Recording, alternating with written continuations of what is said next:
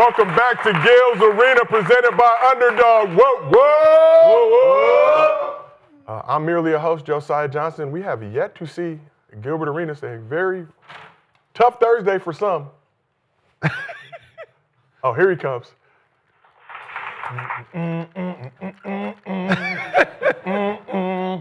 With the, Hey, how y'all doing, baby? What's up, big dog? Info. Informant. Oh, they say info on there. Informant? No. This is lunch. Informant. Just got back. You got a Big Mac in You there? see, I'm the sixth man. Hiding in the shadows. How y'all doing, man? What's the No, this is my lunch, man. I ain't get to eat it over there, man. I was talking too much. Wait, what is that? I got information on the new case. What's that, a Danish? Oh, yeah, got my little Danish. Hey, man, look, I ain't gonna lie, they treat you good over there. The first 48. Come back. That new. They give you coffee in there? Give you coffee in there? He did all that for a Danish. Right? No, I got breakfast on. Okay. With 2 pieces of cheese. It's safe. Play no games around here, My bad. It's safe. The show must go on. Listen, the Blazers was to go win anyway. The last thing they needed was their coach. We said 5 2 years ago. Well, that's crazy. We was screaming it. We were saying fire him 2 years ago. They could have saved some money. Ladies and gentlemen, blessed to have our freedom here in Gil's Arena, presented by Underdog. Info on the other side. Huh? It say info. What is it? Information. Got a lot of information. All right. Info. Alas, this is Gil's Arena, presented by Underdog. As I previously told you, I'm merely a host, Josiah Johnson, joined as always by the legend Gilbert Arenas. Next to Gil, bringing his championship experience to the arena, NBA champion of the world, Swaggy P, Nick Young. I like the other sound effects when I don't want the. Now, let's get the other one, please. There you go. Hey, Swag, I woke up this morning, did not know if you might be making that noise today. Blessed to see you here on the couch. Did not know. A lot of shit going on. Strange things afoot around Adam Silver's National Basketball Association. Right. But on this side of the couch, man that goes by many names. Money Making Sonny, Championship Charles, but you know him best as Cemetery Larry, NCAA champion of the world, Rashad McCants, back in the arena. Rashad, I know you watched the games last night. I don't watch shit. I don't know what's going on. Don't know? I'm not privy to anything right now. I ain't see shit. I don't know shit, but y'all gonna find out today, though. Goddamn, I done found out at the same time as everybody else. And last but not least, representing Tough Crowd University, Mr. Bucks and 6, Mr. B. Brandon Jennings back here with us. Mr. Bucks and 6. Yeah, you saw Giannis yesterday. Giannis right? looking Man. good. You saw how he came in? Tough crowd down. That's it. Tough crowded. I wore his shirt, he wore my shirt. We got a lot of things to discuss. Some things we may not discuss. We shall see. But here's what's Oh, cracking. no, we got something to discuss. Look, I'm good for all the trolling. That's cool, but Rachel Nichols is foul. What did Rachel Nichols do good? She used my video and she actually wrote that I possibly snitched. Oh, not Rachel. I listen, I'm going to troll with the best of them. But to ask that question, No, she didn't do that. because then it makes me really want to, first of all, 2 of them niggas is gambling on NBA.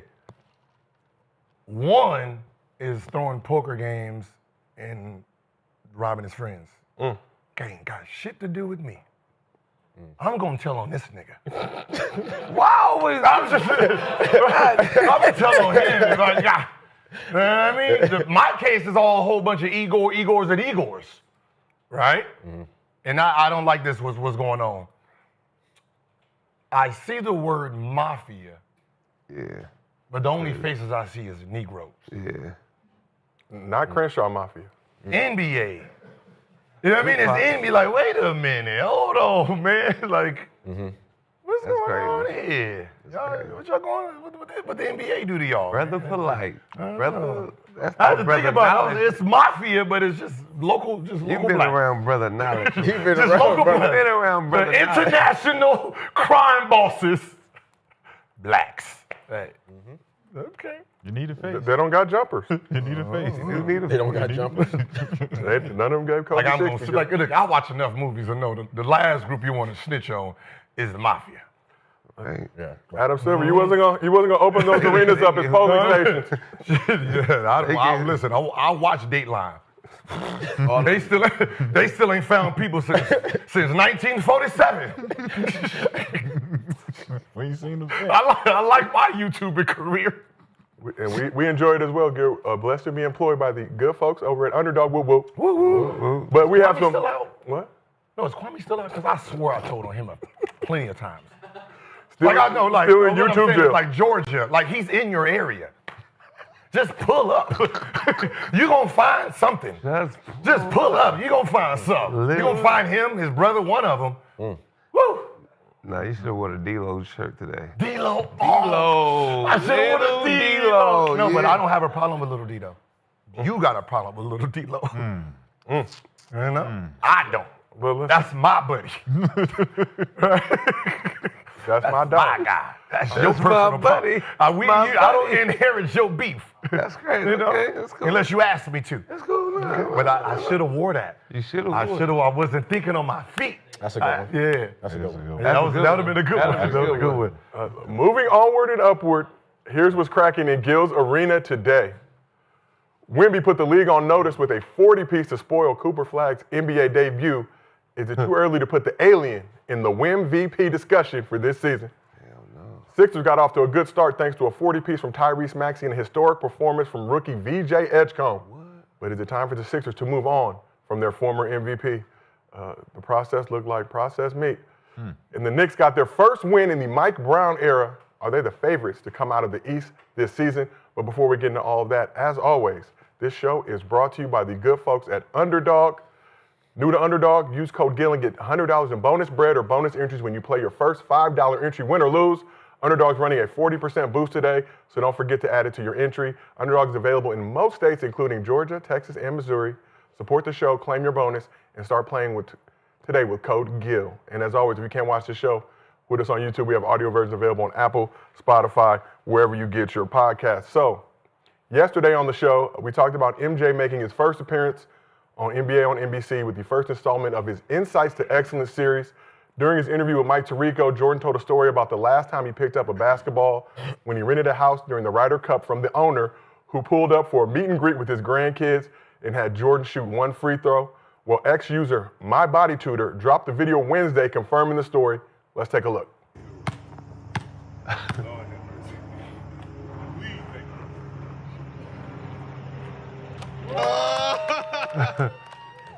You better make it. Right? I'm tired, granddad, but that's too damn bad.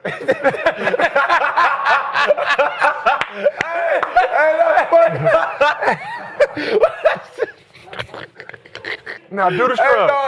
No, that's it. That's too damn bad. That's it. Hoes is a good one. How much respect y'all have for MJ stepping up to the challenge? He got the grandkids there. They're in Jordan jerseys. He said this is going to be a reflection of how they viewed him. They didn't get to see him play in his career. His free throw could have changed and altered the course of their fandom. But what y'all think about MJ stepping up to knock down that free throw? Everything we said last No, it adds to yesterday. his legacy. I mean, it just shows that he's always on, man. That it just when it's time to perform for a fan, it seems like it never fails. I mean, when you think about it like that, like Come on, man. Wait, what? no, I mean in Come on, reality. that's cool. No, I know in you're reality. trying to be killed. No, I'm just saying in reality. We did what we did. I'm talking about in just the thought of reality. He always showed up in big games. When it came to like fandom, he never failed. So you got little kids out there who got the jersey on, and boom.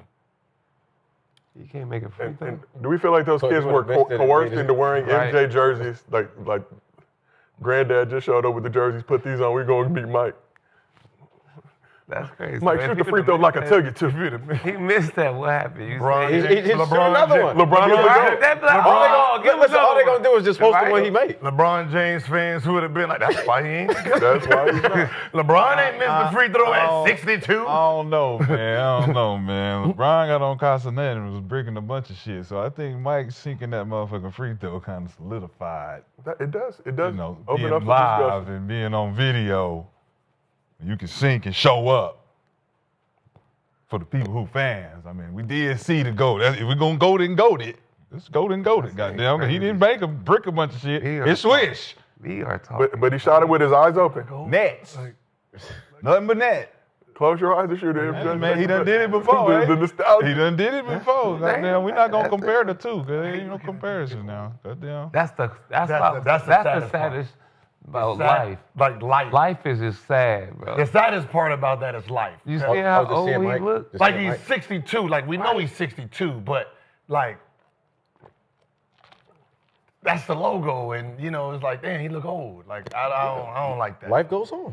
Like I know it goes on, but I don't. Nah. Like we just You know, didn't- You ain't really ready. You ain't ready to see Mike Nah, we- yeah, like this. yeah, okay. nah. Okay. Better than like, I life in don't- you jail. know, I don't like when you look at like Kareem and all them, and they Yeah. Yeah, bro. like, ah man, like That's I know why- it's life, but it just 62. just certain people you want them to stay at a certain age and how they look, just ding. Live forever. Well, shout out to MJ. Shout out to NBA on NBC. Story confirmed. There were 12 games around the league last night. But one performance had the entire basketball world's attention, and that was last night before this morning. Wednesday night marked the debut of #1 overall pick Cooper Flagg in a matchup against #2 pick Dylan Harper as the Spurs pulled up to Dallas to take on the Mavs. But Wemby stole the show in his return to the court for the first time in 8 months, with his sophomore season cut short by a blood clot in his shoulder. So after a summer training with Shaolin monks, KG, and even Hakeem Olajuwon, Wemby put the league on notice that the future is now. So let's take a look at some of the highlights. Alien came through with a historic performance, dropping 40 points, 15 rebounds, and 3 blocks while going 15 of 21 from the field as the Spurs cruised to a 30-point blowout. The 40-piece was the most points in the season opener in Spurs franchise history. Wemby, the 4th player in NBA history with 40 points, 15 rebounds, and 0 turnovers in a game. Last season's Rookie of the Year, Stephon Castle, looked great as well, finishing with 22 points, 7 boards, and 6 dimes on 8 of 12 shooting. And Dylan Harper led the Spurs bench with 15 points and 23 minutes of action. Yeah, he was doing a lot of shit out there that I've never seen a 7'5" person do. And I don't know if I'll see it a lot again. of shit out there that you ain't seen a lot of NBA people do. Regular height. Oh, this one right here. game. This one. Oh. And the foul. 4-point play. Like the stat says, Wemby 100 games with 2+ blocks, 40 piece. To kick off year 3. That is AD. All defensive level forward, making him look silly. Fade away, perfect. How do you stop that? So, before we get into the Wemby discussion, after the game, Wemby had this to say about how all the hard work he put in this summer translated to the court. It's just what we work for, you know. All of us got our own battles and struggles, and God knows I worked hard in the summer, so it's paying off. You know, all dreams are allowed now, you know. I'm just glad to be back because after what I've lived, it means something. The mind, I'm not worried about because I saw what it's like to be confronted with potentially losing a lot, whether it's your career or your health, you know. So I'm not taking this for granted anymore. But the body, I'm having more fun now that I'm not struggling to move as much, you know. And I know I still need to get better, and I'm still gonna get better. So before his season-ending injury, Wemby was averaging 24 points, 11 rebounds, 4 blocks in 46 games last year, made his first All-Star appearance. He appears to taking his game to a whole nother level based on this one-game sample size. So I don't want to get ahead of myself, but is it too early for the Wemb VP discussion? Listen, we thought this was possible. Like we seen the defensive side of what we talked about. Now we talked about his offense wasn't like on par, and the fact that he's year 3, he looks very, very different from when he did when he first came in. Like he showed us that he had real skill-like talent, but it looked like it was Park League basketball. Yeah. Now it seems like he actually understands how to play what he's dominant at, and it just displayed in in game 1. So I mean, he's gonna be, as long as they're winning, like defensively, he's defensive player of the year. We know that. Easy. Now he putting offense like this, and I mean it's gonna be. Here we go, youngest, maybe. So let's shift over. Shad, I see you. You got the pot out. What you cooking right now? Oh, what I'm cooking? A lot of the Negroes out there know what I'm cooking. Got that ramen. Y'all ain't from the hood, so y'all don't know what this shit is. This is called oodles and noodles. This is what we was cooking last night. Y'all don't know nothing about that either. You know, this is the authentic Wembanyama. This is the Wembanyama jersey. Okay. We got little ingredients we need to pull out because it's, you know, if I'm not mistaken, you know, he worked out with Akeem Olajuwon. Okay. This summer, right? So you have some seasonings? I do have some seasonings. Okay. Some seasonings. Hey, that looks like the same food they sell in prison. Are you trying to tell me something? We got a little You're bit. trying to tell me something. Got a little bit of everything. I should get used to this meal. Trailer A little bit of everything in there, man. You know, we be cooking up here. You know what I'm saying? You cooking, we put a little bit of Cooper Flagg in there. We got some Cooper Flagg. Cooper Flagg in there. We're gonna put a little Cooper in there, cause you know. The smell of noodles now engulfing the arena. He got his Dora Explorer package going on. There's a little Cooper Flagg in there. Real Cooper. All that came out that bag? It's a lot more in this bag now. Is that actual seasoning? Is the Cooper Flagg actual seasoning, or is it just? It's a Cooper Flagg Okay. seasoning. You got the special forces. You got a little bit of. Nah, you know, I made that happen. You know what I'm saying? You said Cooper should play point guard too. You know what I'm saying? Yeah. Put a little bit in there. I said that? I mean, you was agreeing. Did I say that? No. You was agreeing. That's what I'm saying. You was agreeing. It's 'cause Me y'all- and you was on the same page. But y'all friends, you still went home and It was agreed. me and it was, Me still and you went home and said agreed. pick him up full court. You I still- started that. It's okay though. Still went home and he agreed. forgot. Everybody. He forgot his argument. Gildy biggest season. You gotta put a little bit. Yeah, it was us two The versus difference. you two. The difference is. It was me and Kenyon versus. The Akeem Olajuwon, he got a lot of Akeem out there in him. You know what I'm saying? He looked good out there. So The Gildy largest seasoning of the seasoning. we got a little bit of what? Tough crowd. We gotta bring some tough crowd in there. You know what I'm saying? The most flavorful of the seasoning. But yeah, man, you know, Wembanyama. No merely host seasoning, because I'm merely a host. I do not participate. You ain't here somewhere. Oh, Yeah. you in here somewhere. Merely a host. You in here somewhere. We'll put you in there too. You know, just so you're not left out. You know what I'm saying? The best Yeah. looking seasoning on the couch. 40-15, first game.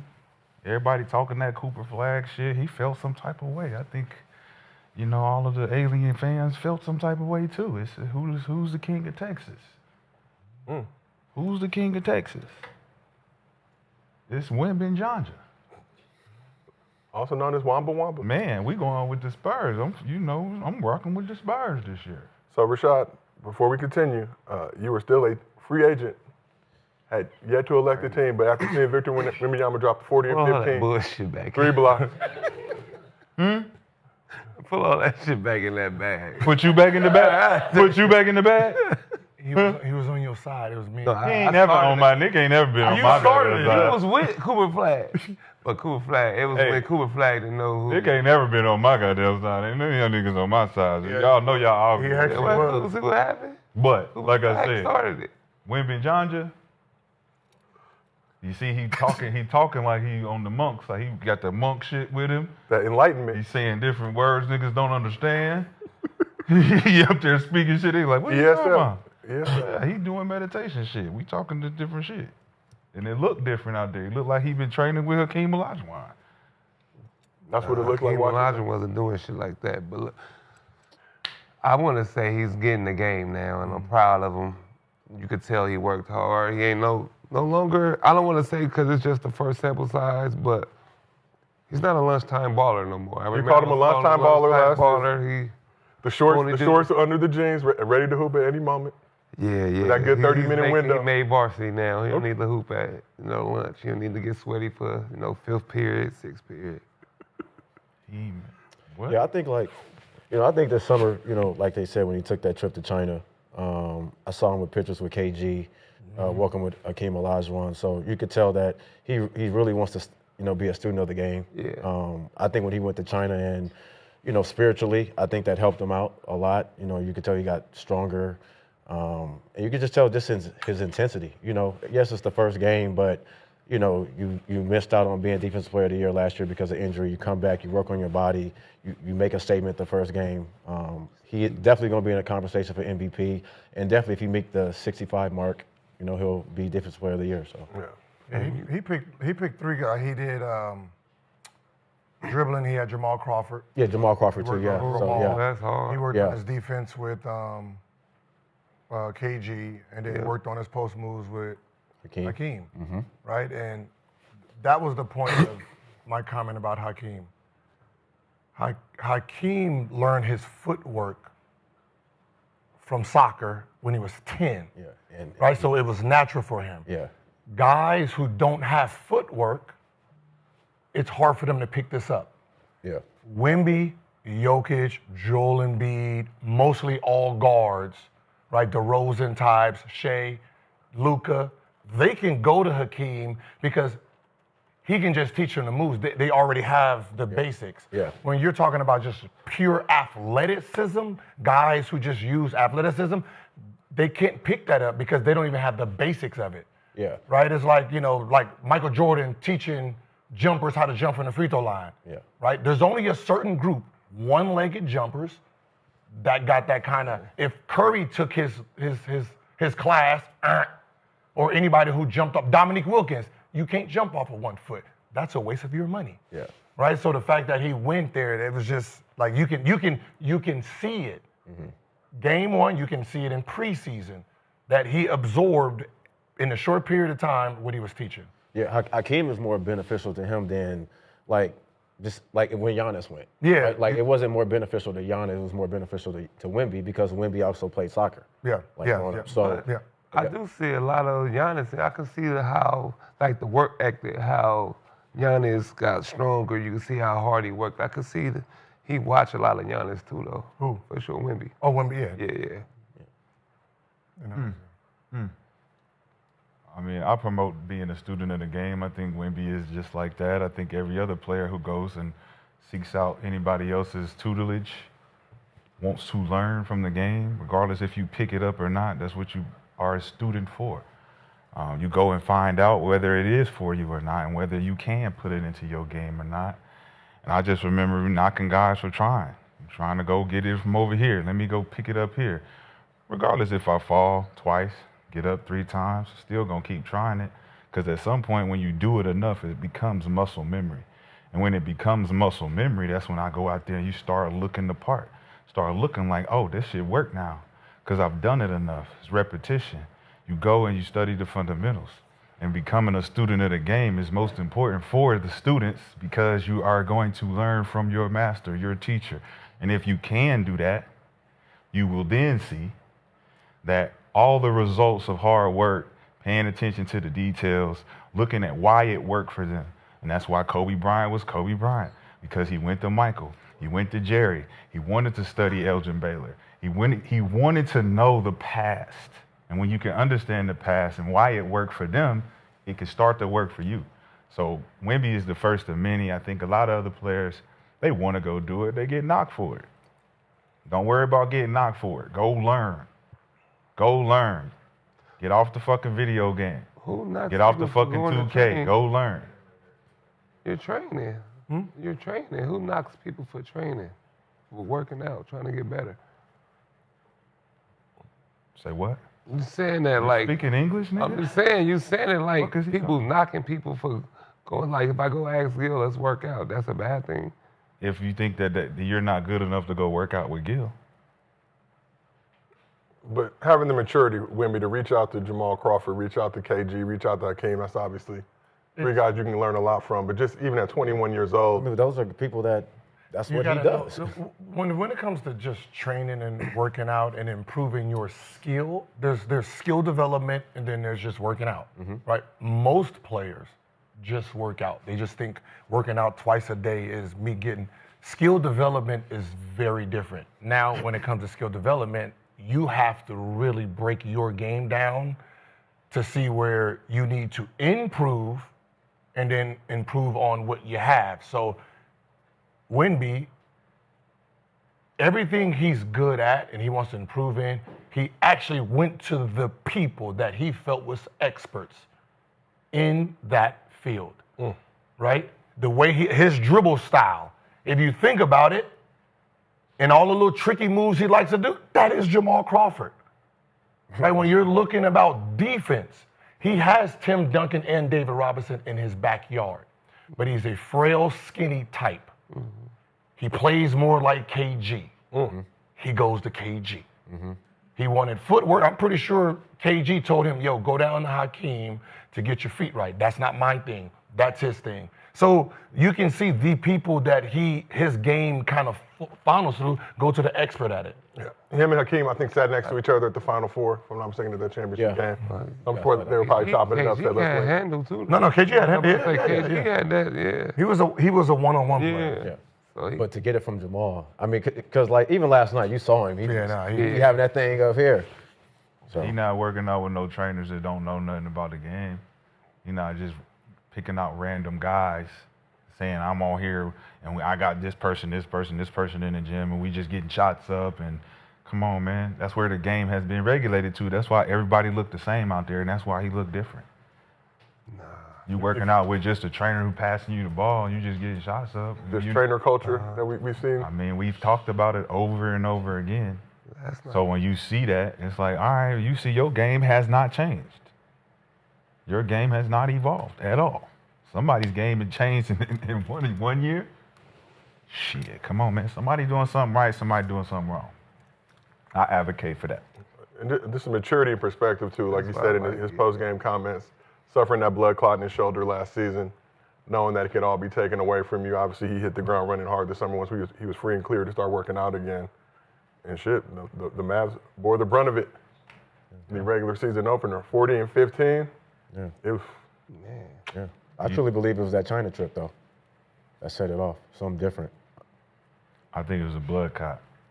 I think, like he said, the thing that could have taken him away from the game and set him out for forever, not play no more. I think that's a realization, can create post-traumatic stress for you when you're thinking that, damn, man, if I don't fix this, I might not play again. So he's out there with a whole different sense of urgency when it comes to the game. And you can tell. He want to leave his mark. He want everybody to fear him now. I'm different. Mama mentality. well, he is fierce. So Wemby reportedly grew 2 inches this offseason, has put on 30 pounds since entering the league in 2023. Last season, he relied heavily on the three ball. You don't think he gave what? Gil, they said he grew 2 inches in height. He do look tall. 7'3" to 7'5". You say he grew 2 inches. I'm gonna get hit with the pause in the chat. So what was his measurements in rookie camp? 7'3" without his shoes, 7'5" with his shoes. So year one, they measured him without his shoes. With his shoes, they listed that. That's all they do. That's the trickery with it. There's with shoes and without shoes. But you don't stop growing to what, 22? 22, yeah. So it is possible though. He did grow. But it said he was 7'3" last year. He got his shoes on. They just using 7'5". Because I went back to some of these people and I looked at KD, like what was KD listed at? Without his shoes as a rookie, he was 6'10" and a half. His shoes themselves, this is 18. So even if he didn't grow, he was all of 7 foot. Because his KD shoes was 1.5 to 2 inches. So he came in as a rookie on the basketball court as a 7-footer.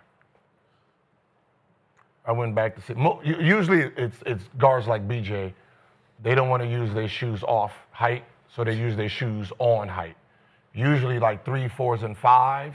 If they're taller, they want to use shoes off height so they don't get, like if I want to be a 3, and I'm 6'9", with my shoes on, I'm going to say I'm like 6'7". Right? So, ain't a shoe company's pulling the same thing. That's, you know, like LeBron James is 6'8.5" with his shoes off, which on the court he's 6'10.5", because his shoes is 2 inches. Crazy. That's why when I say he's 6, same thing with Luka. Yeah. Luka's not 6'7". He's not 6'5", 6'7", 6'7", 6'9". Luka? Hell yeah. Have you stood next to him? I was the same when I saw Allen Iverson. He's taller than you, my nigga. Nah, he's not taller than me, bro. Way taller. My son taller than you. Man, just because, no, I'm just saying. He got me. Well, He almost said. He Huh? probably almost there. Luka's big as hell.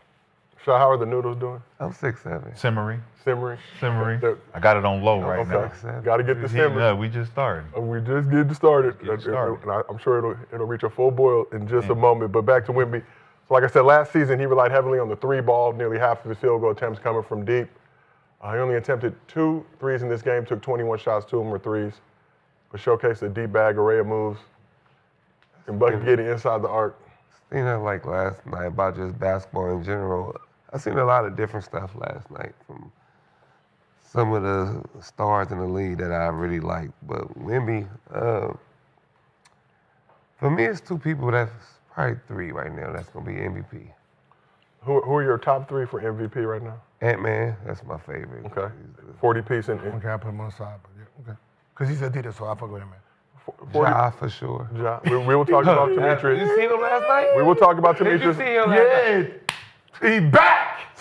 He back. We got somebody that's challenging that Frenchie. Our American star. Our American. The American star. Demetrius All right, who else? Morant. Oh, you already you see him? I can't. You can say Luka. What me say? Yeah. Luka. Yeah, man. We got the same list. We got to take list. We got the same Tyrese list. Maxey? Huh? Tyrese Maxey? I mean, it was a lot of stellar performances last night. For MVP? Man, y'all don't stop with the man. We Come talking on, about the Euros. We're talking about MVP candidates. He named 3. You said Maxey. The top 3 are gonna be Euros, and then you could add the other 2. Are you? Are y'all? We Come named on, man. I've been saying this for 2 years, man. It's a European league, man. my Here we nigga go, bro. voted. we got to. I mean, there are some Americans that want to fight. we got yeah, to- Ant, Ja, and Ant- Tyrese Maxey. What? Other than that, ain't no Americans doing. Ain't no Americans doing nothing. You keep saying that last one. What? You say the last one again. We're talking about MVP race. Well, I mean, we were talking about after one game. So No, we after one wasn't. game, the Americans No, that no, we hooped wasn't. were No, we Tyrese wasn't. Maxey, No, we wasn't talking about all that. Ant-Man, We wasn't. and who else? We was not saying nothing. And Ja. We didn't say nothing about no. After that. No. He's talking about MVP. We're talking about after one game. We got to be talking about. We can't just be talking about Last what we year. think. We're talking Yes. about after one game. we're talking- we're- So yeah, we only had 3 Americans that showed up. What'd you say? The Wim VP right now. Yeah, Wim VP. Just Yeah. Wimby. You just made up some. No, because you said in the MVP race, and I don't think. No, he that. said who's going to be in the MVP race. And I say that's For the cap. year. And I'm telling you that's cap. I'm telling you You this said is a it's cap, and then you added. This is a European league. You said cap, and then it didn't matter. Right, because I'm adding 3 Americans. But he added an I'm American. adding 3 Americans that went off. I'm talking about 3 Americans that only went off. I didn't say all Tyrese- I said Luka. He's Luka, not American. Well, he's Luka. American now. He's American now. Luka Jermaine Doncic since moving to Los That don't Angeles. make no Man, sense. said, I don't man. believe in them Americans. Maxes. Don't be No, you said, so I'm naming Max. We only played one game. I mean, we do have the potential to have a It's your country. That's all, all you all foreign first team all Sick of this country. All these snitches and they're just right? Motherfuckers cooking ramen and shit. Yeah, you ain't never had no ramen, bro. Hey, It's Trump. okay, Nick. Hey, Trump, we got Look, another you see one. that? You don't know what that is. We got another. You ain't never had no he's ramen. anti-American. Don't get him. Not trying to make America great. LA, Nick ain't never had no top ramen, man. Y'all gotta talk to your boy. The oodles and oodles of noodles. Oh, man. Oodles and noodles and Never Gilbert had Arena no presented by top Underdog. ramen. Whoa. Did you see how Wemby made AD look? Yes. It was unfortunate. Okay. Yes.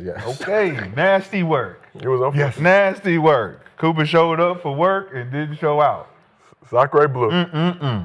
So we asked the chat, is it too early to put Wemby in the MVP discussion? 65% of the chat says it is not too early. It's not. No. We know what we just saw. He got 64 games left to be eligible. Let's make sure we get him there. And shout out to Mitch Johnson, too, taking over for Pop. Who? Mitch Johnson, the Spurs' new head coach. Oh, yeah, young. Took over for Pop last year when Pop was dealing with situations. Yeah. Are we going to talk about Cooper Flagg at the point guard position? Oh, that's what all this is for. It's about the. Rashad. Oh. Spurs, then Matt. So you. I know you're ready. You pulled it out. I was just trying to. I know you're ready to cook. I'm just But it's trying to- simmer. He like It's shit a about simmer. Oh, this is for the whole show. I got a lot of shit to talk about. I've been cooking for 3 years. I've been cooking for 3 years. This is a culmination of cooking. We got think he a was couple, forward. a couple more Spurs things, then we'll move over to math. So, Spurs have assembled a solid young roster, Flip side. along with an NBA-level guard in De'Aaron Fox, back-to-back Rookie of the Years in Wemby and Stephon Castle, Dylan Harper, number 2 overall pick, 15 points in 23 minutes off the bench, looked very solid. Some would say more impressive than Cooper Flagg in this first game, given Flagg played 32 minutes, Dylan Harper played 23 minutes. But when you look at this Spurs roster, we talked about this last week, how excited we were for this team, what the potential of this team was. But if you have Wemby playing at this level with this roster, are the Spurs positioning themselves to be the next Thunder in the West? No, yeah. I mean, listen. Dallas is in mostly everyone's top 3 to top 5, right? That should, have a chance to win it all. And the fact that that young Spurs team manhandled that team, made them look irrelevant. Even AD. Like, AD, you supposed to be, like, top-tier defensive player, right? It's like how Embiid and all the older guys was making Wemby look his rookie year. It's payback time. And he's showing, okay, yeah, y'all got me my first year, I'm a rookie, but all right, all you guys who say y'all are defensive players, what's happening? Game 1 on a defensive guy who usually in the top 5 in that category, 40-15, what's happening? France finally winning a war. Yeah, I feel like for the Spurs, with their young core around Wemby, I'm not making no moves. Yeah, Castle was balling. I'm gonna keep them together, and with the Spurs, with their franchise is about developing young talent and how they've been since Tim Duncan's been there, and they've always got guys that, a lot of people weren't high on. So I think right now you just stick with what you have, and then in a couple of years, maybe 2 or 3 years, they could be very big contenders in the league. Spurs have a solid young core, a lot of draft assets. Yeah. Financial flexibility. There are some names out there that may be looking yonder in the next couple of years. So the potential for them to even strengthen that roster. But as it stands right now with this crew, I'm chilling. I'm staying. I'm staying where I'm at from the Spurs. We're going to talk hoop. Man, top to bottom, San Antonio Spurs, as far as their whole roster is concerned, you got Vassell, you got Johnson, you got Sometihng, you got Harper, you got Castle, you got De'Aaron Fox, and you got a sleeper in Luke Cornett. now I was going to tell you, Luke Cornett. And you got Kelly Olynyk still over there on the side. Like, the coach has already allowed the implementation of what the organization represents, which is team cohesiveness, play together, play hard, play smart. So a lot of the Carolina stuff that we had when we was playing, as far as just go out there and don't let them play harder than you. And I think Stephon Castle being the champion, Wemby knowing what it feels like in the last 2 years to be behind the ball, as far as he wasn't getting the ball that much the first 2 years, and we was complaining about why they don't just go through him, allow him to do all this stuff. So what we're seeing now is the coach saying, listen, we're going to go through Wemby, y'all going to play off him. But then you actually have a dynamic player like Stephon Castle that can just drive and dunk like Vince Carter. Get in the lane and just, Then you got Vassell, who's a midi guy. Between the two, I call them both like Ginobili. You got De'Aaron Fox, who is a Tony Parker, and then you got him, the Wemby, is with being Tim Duncan. You got Sometihng being a Boris Diaw type. You got, is it Champagne? What's his name? Yeah, Champagne. Champagne. For him to be a knockdown shooter the way he is, like, they have so many different elements to a championship team right now that it's hard to look at the rest of the teams in the league on the first day and say, all right, I know I can pick them apart and say they're going to have trouble, they're going to have trouble, they're going to have trouble. But them, they look like they already got it right now. They had a great training camp. You could tell. They was in there. They was listening to the coach. They was out there scrambling like they all still in college. And I like that feeling for them. For me, I think Houston is still the best team in in Texas. Oh, wow. But last night just showed that going big shit with Dallas is trash. You need a guard, you need somebody that could put it on the floor when they need the Kyrie Irving. You playing Clay, P.J. Washington, Ively, AD, and Flagg, all that going just all big with no point guards, letting anybody bring it up the floor. I don't see them. I see them in the play-in if they continue this, for sure. So you said Houston, in your opinion, the best, Spurs?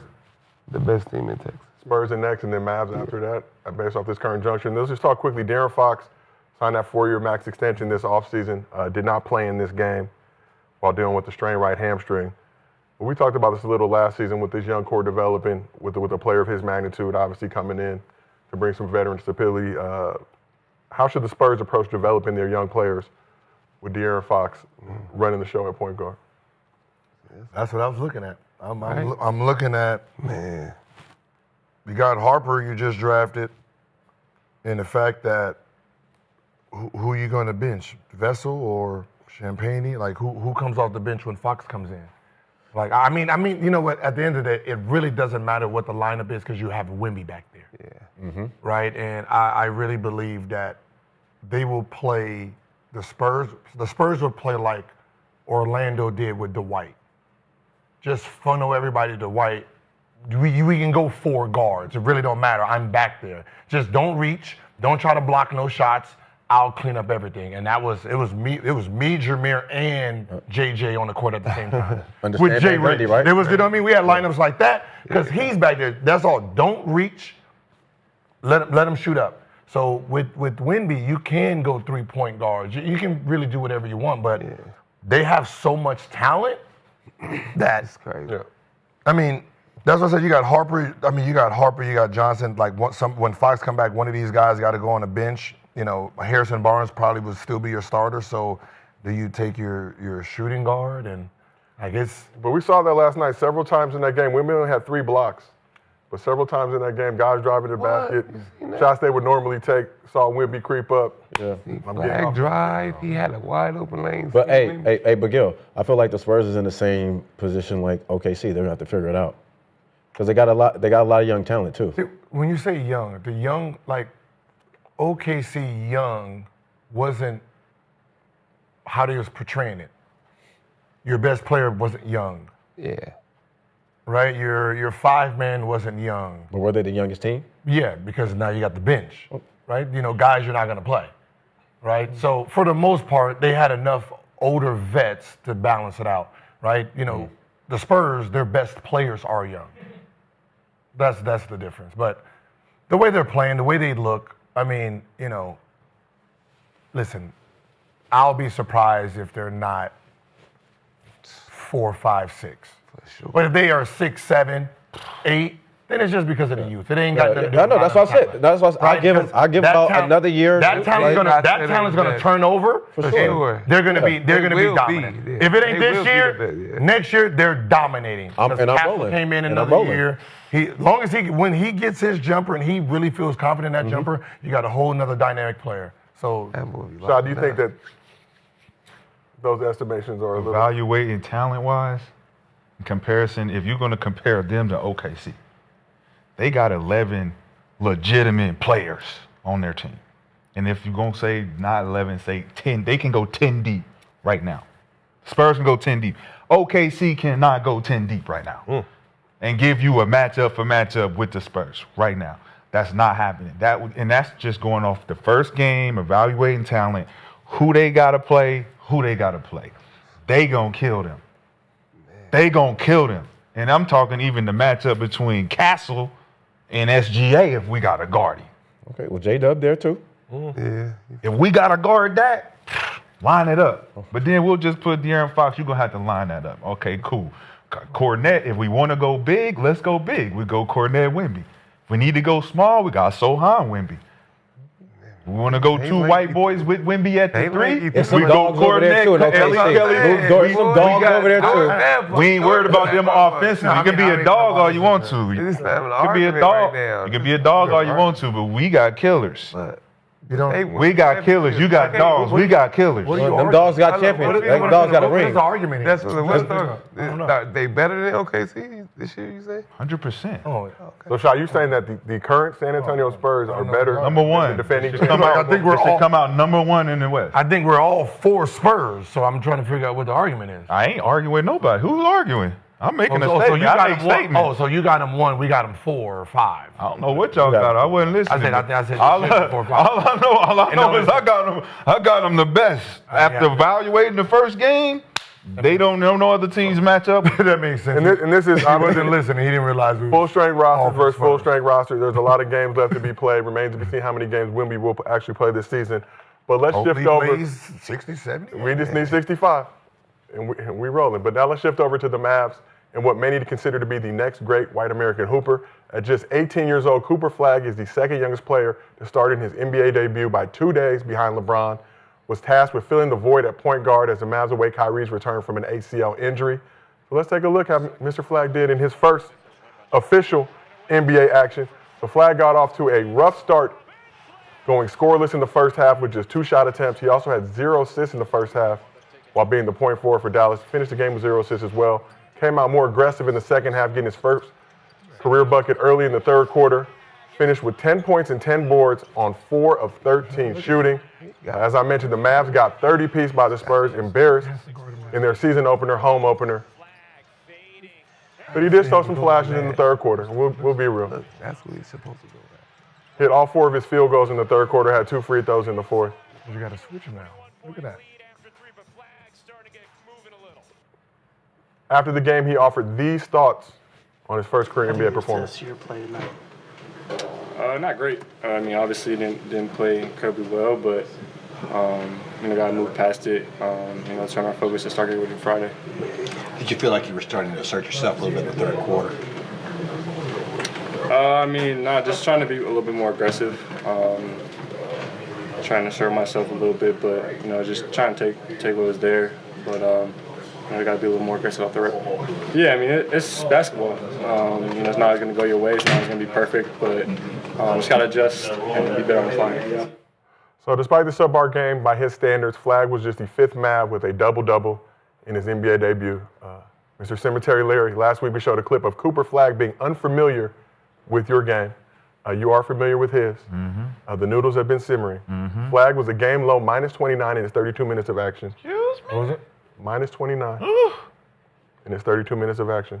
The worst on the map. All he had to do was say, I know who this is. I'm about to say, That's all he had to do. Say, I know who this is, and it will be good. But instead, here we are in the gas chamber, smelling like pine oil. Motherfuckers will be playing basketball in Pelican Bay when I get finished with you. Shoe program. With the I oodles, knew what it was. I knew what it was. with the oodles of noodles. I think you could do this to me. Hell. And didn't think I was going to be watching. But listen, I'm going to be very, very honest. took The it out Dallas of me. Mavericks ain't doing no justice for Cooper Flagg because y'all trying to cover the Luka Doncic shit. Putting him at the point guard position, Jason Kidd is a point guard, the audacity is it's absurd. You got D'Lo over there, and he's sitting there like, why we playing Cooper at the point? Why Cooper don't got no assists and he playing the point? But I thought you were just going to throw it ahead and pitch it ahead and give it to motherfuckers and let them go and do all that shit. But that didn't happen. Because no one pressed. Like you said. Or you said pressed, right? They were going to press him, so he had to pass it. They didn't press him. He should have had a triple-double or something, right? You put him at the point No, guard our position. argument was about putting him I at the wasn't point. just talking about that. I was just making my own little statement. Oh, okay. So when you talk about Cooper being set up for success, he's supposed to be the next Dirk Nowitzki for the Dallas Mavericks, not the next Jason Kidd. I don't know what the fuck they thinking over there with all those guys behind the bench, but Cooper Flagg is like a Keith Van Horn. He's one of those guys who can get you 20 and 10 put him in position, mid post. Let him exploit the mismatches. But he's so busy now passing the ball to guys who can't really do nothing with the ball. And then you got Clay out there running around thinking he's going to get the ball because he's got a point guard that's supposed to be getting him the ball when he's open. Well, guess what? Come on, man. You're setting that man up for destruction. He's going to be the sacrificial lamb for whatever happens up until Kyrie gets back. And I feel bad for Kyrie because the pressure's going to be on him.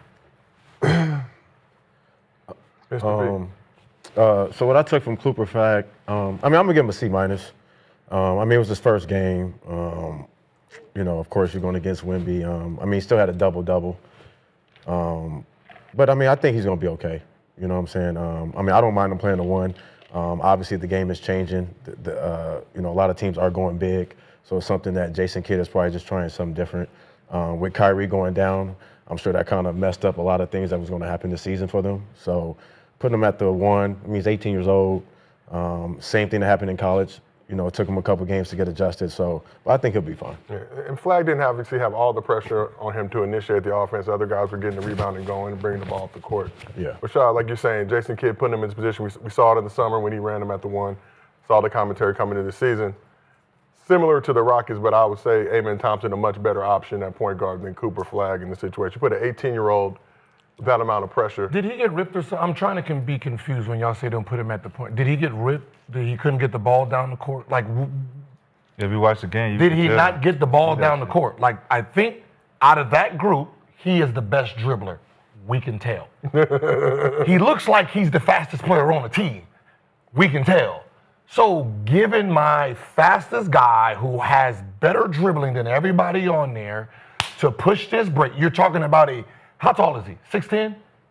6'10", throwing it to AD, AD throwing it back to him. That's what they see. That's what the vision is, right? You're looking at, they're trying to mimic the Magic Johnson height, LeBron James, Ben Simmons, right? Luka Doncic. They are looking for bigs that can bring the ball up and start the offense. They don't need someone to come in and, all right, we're going to set the pick. Okay, you're going to turn 5. That game is dead. That's not this game anymore. This game is all 5 come downhill and attack, right? You're looking at a guy they're putting him at the point. He was body bagging, hitting 4 and 5 men, pushing him out of the way. He's towering guards. He is an advantage. You look at the shots he's taking, great shots. He's 18. 18. There's only one. He's the second youngest. There's only one 18-year-old that performed great. LeBron James. What did he have over everybody? Height, strength, jumping ability, right? That's what that looks like. So to have a double-double, obviously what stopped him from shooting is he missed 2 shots early. 0 for 2 in the first half. And then from there, he says, you know what, I'm not going to shoot anymore because I don't want to go down. So you got all the nerves kicking in, right? But let's not pretend his speed. We can show the video again. Let's show the video again. This is what's coming downhill. If we could, Cooper Flagg highlights. And we saw this first play of the game. That's what a fast break looked like. He could have just took off anyway, but you're talking about that lineup is big. He's. Right, look, good shot. You got a guard on him. He's shooting right over that. AD was running this thing. Look at this. You're too small. You're you're too small. You lost by 30. Okay, cool. What the fuck does that have to do with anything? That's easy work. You lost by 30. This is easy work. This is your point guard.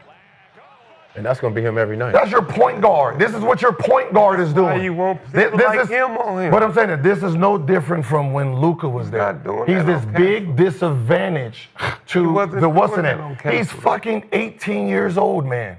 He had a double-double. He looked nervous out there. Why he you looked keep nervous. saying 18? Because he is 18. So Jason Kidd should know that when you got D'Lo, you brought D'Lo in to be the point guard. Why did you bring him in? I know. Listen. I get you was a Cooper Flagg. No, I'm asking the Frank. question. Why would you bring in D'Angelo Russell To be a backup. To be a backup point guard. to Kyrie Irving? Right.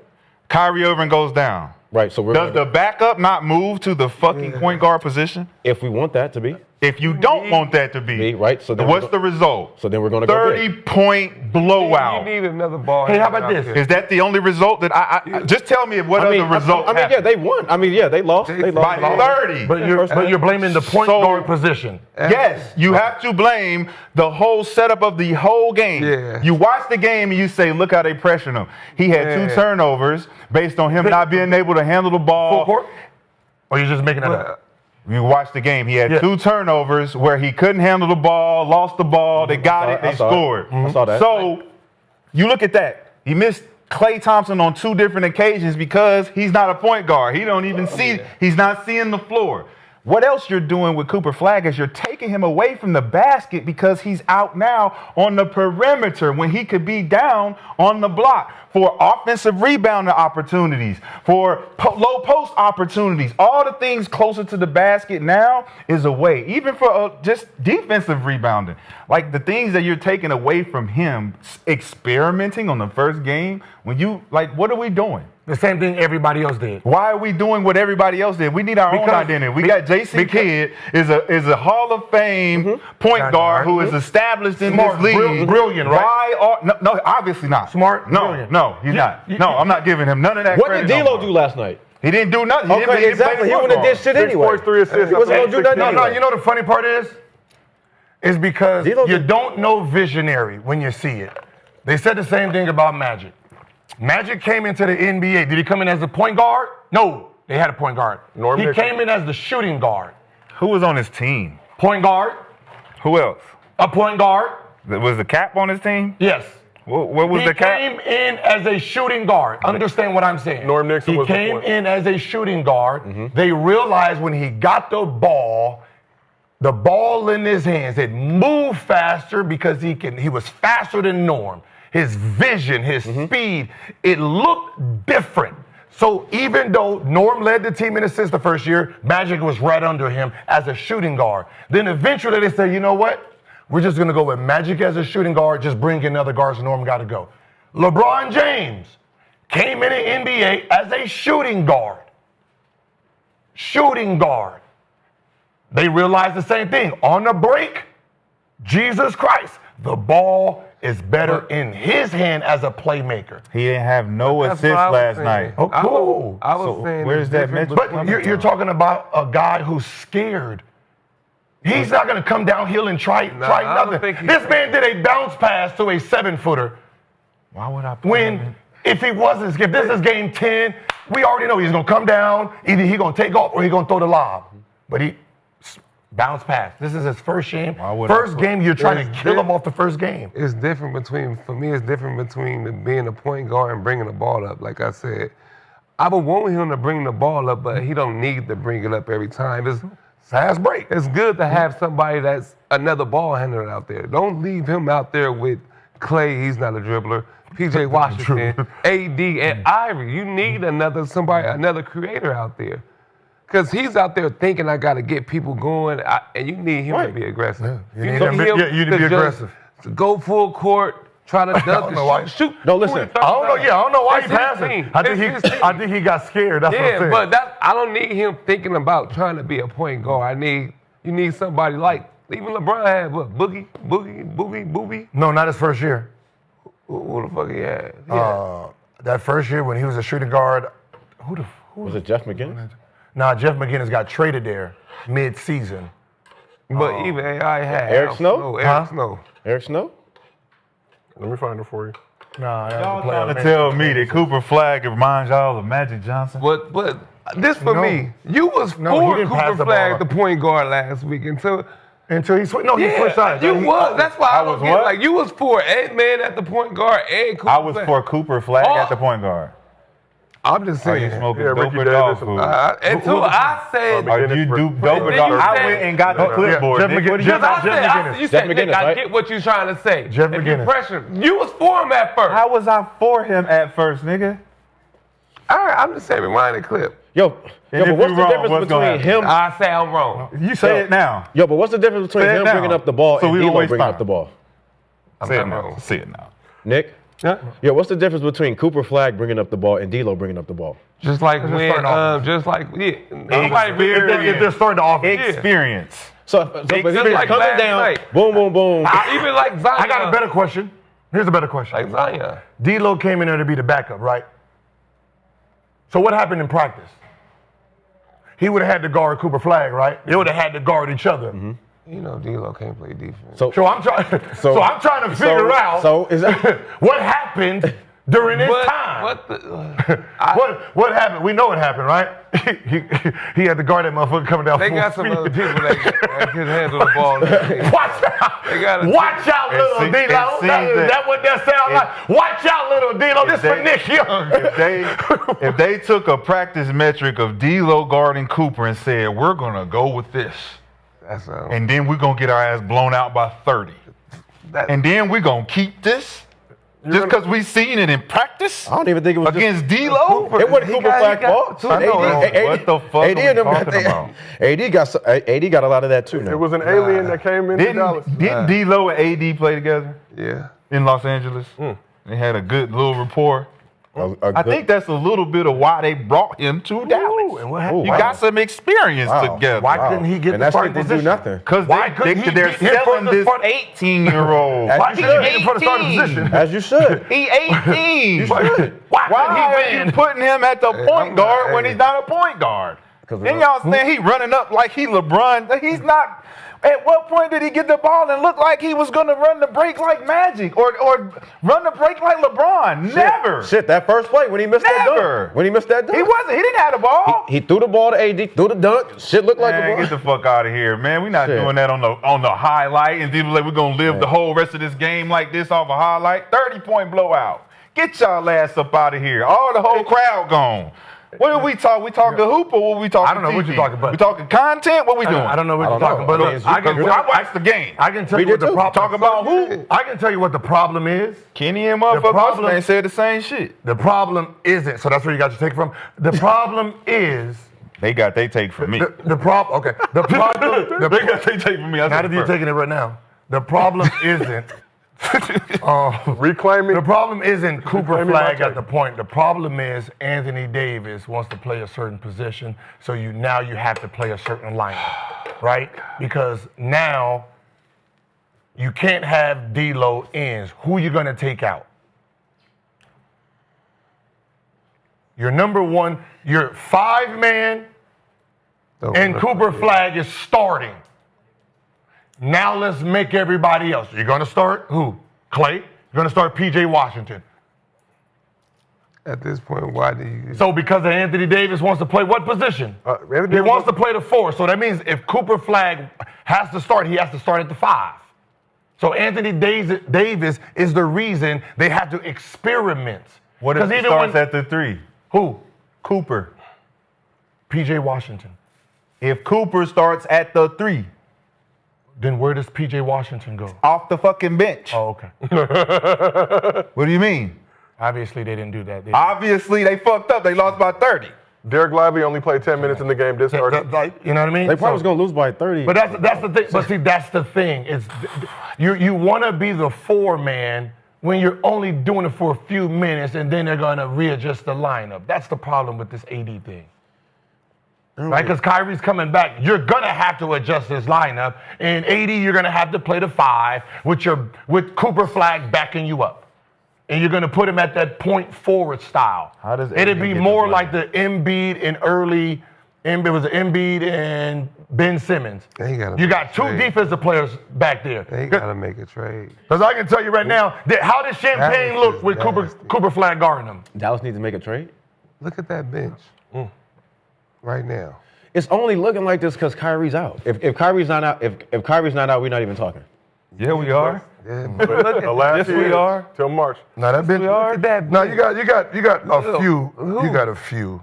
All right, well, You got a few. sufficient Spurs and Mavs discussion for this particular show, but we did ask the chat, how would you grade Cooper Flagg's NBA debut? B. C minus. He was a negative 29. 4% of the chat gave him an A. 17% of the chat gave him a B. I give him a B. 63% of the chat gave him a C. Okay. See? And we only have 4 options in these polls. 16% of the chat gave him an I F. said C minus. Yeah. I gave him a B. I gave him B because age.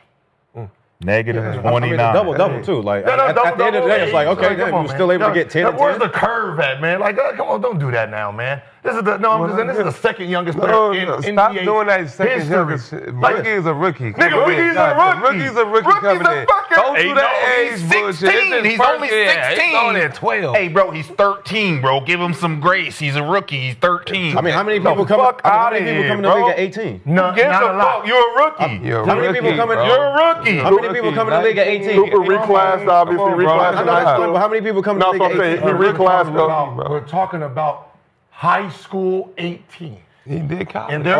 And he had a went to double college. double. My bad. I didn't mean to put too much. He had a Thank double you. double. Now you making me. I had to put you on. I'm not saying. No, I no. get it. Listen, Can we it's remove a spot that he more Gill in new, there? man. You put some more You know what I mean? some more Gill in the noodle. Kid in NBA, and he's Okay. thrown out there like, Crowd. and they're like, Put some oh. out of here.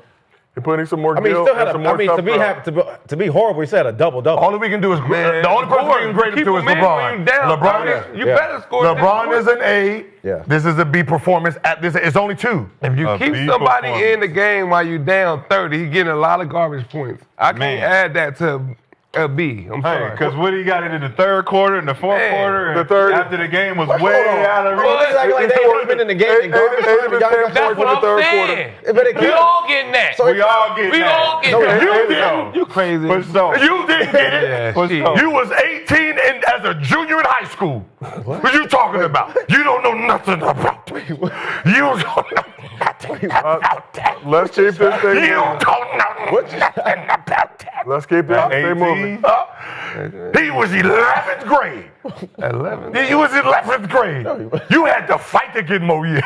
Yeah, you do it. I got to where I wanted to You get got to. to where you wanted to. All right, then, It but takes look, that, you know what I back to mean? Cooper Flagg. Back to Cooper Flagg. So A now rookie can is a you rookie. now can you give him a little love? Hell no, because my first game, I was scared too, man. And you was 26. You was 20 scared. Swaggy, 26-year-old. Okay, yeah, no, okay. I know you want to protect Gil. I know you want to protect Okay, you Flagg. but you was scared. But a rookie's But a you was rookie. scared. But you was scared. Melo. He has his own team. But you was This is scared. his team where he can do anything he But you was wants. scared.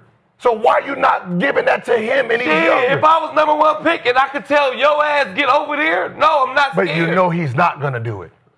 He's not telling AD. You're not gonna tell him. Shit. He's Not yet. He scared. actually did. Yeah. He actually did. He Oh, you moved him out? He actually He did. did. I wish I was watching. watching the game. And Yeah, y'all- we we watched watched some him people. up here just talking. That We night was coming watching on the game. my- He said, AD, watch the fuck out. I got no, this. First of all, that's not He what ain't we're say watch talking the fuck about. out. He Tell him. said, watch the fuck out, Tell AD. him. Watch out, I got this. And Ain't he bricked nobody it. coming to Okay, see you. so he Oh, did do That's it. what you tell him. He said, watch out, boy. Coming to see He ain't you. there yet. That's Shit, this is his No, he team. ain't. Yeah, I must say, yeah, he ain't First of there. all, He his ain't there. team. Yeah, he You know ain't there. what? Yeah, he ain't there. Yeah, he ain't You know there. He what? better get BJ. there or he gonna be BJ. he gonna be Otis. These He two gonna get there. they some fucking liars.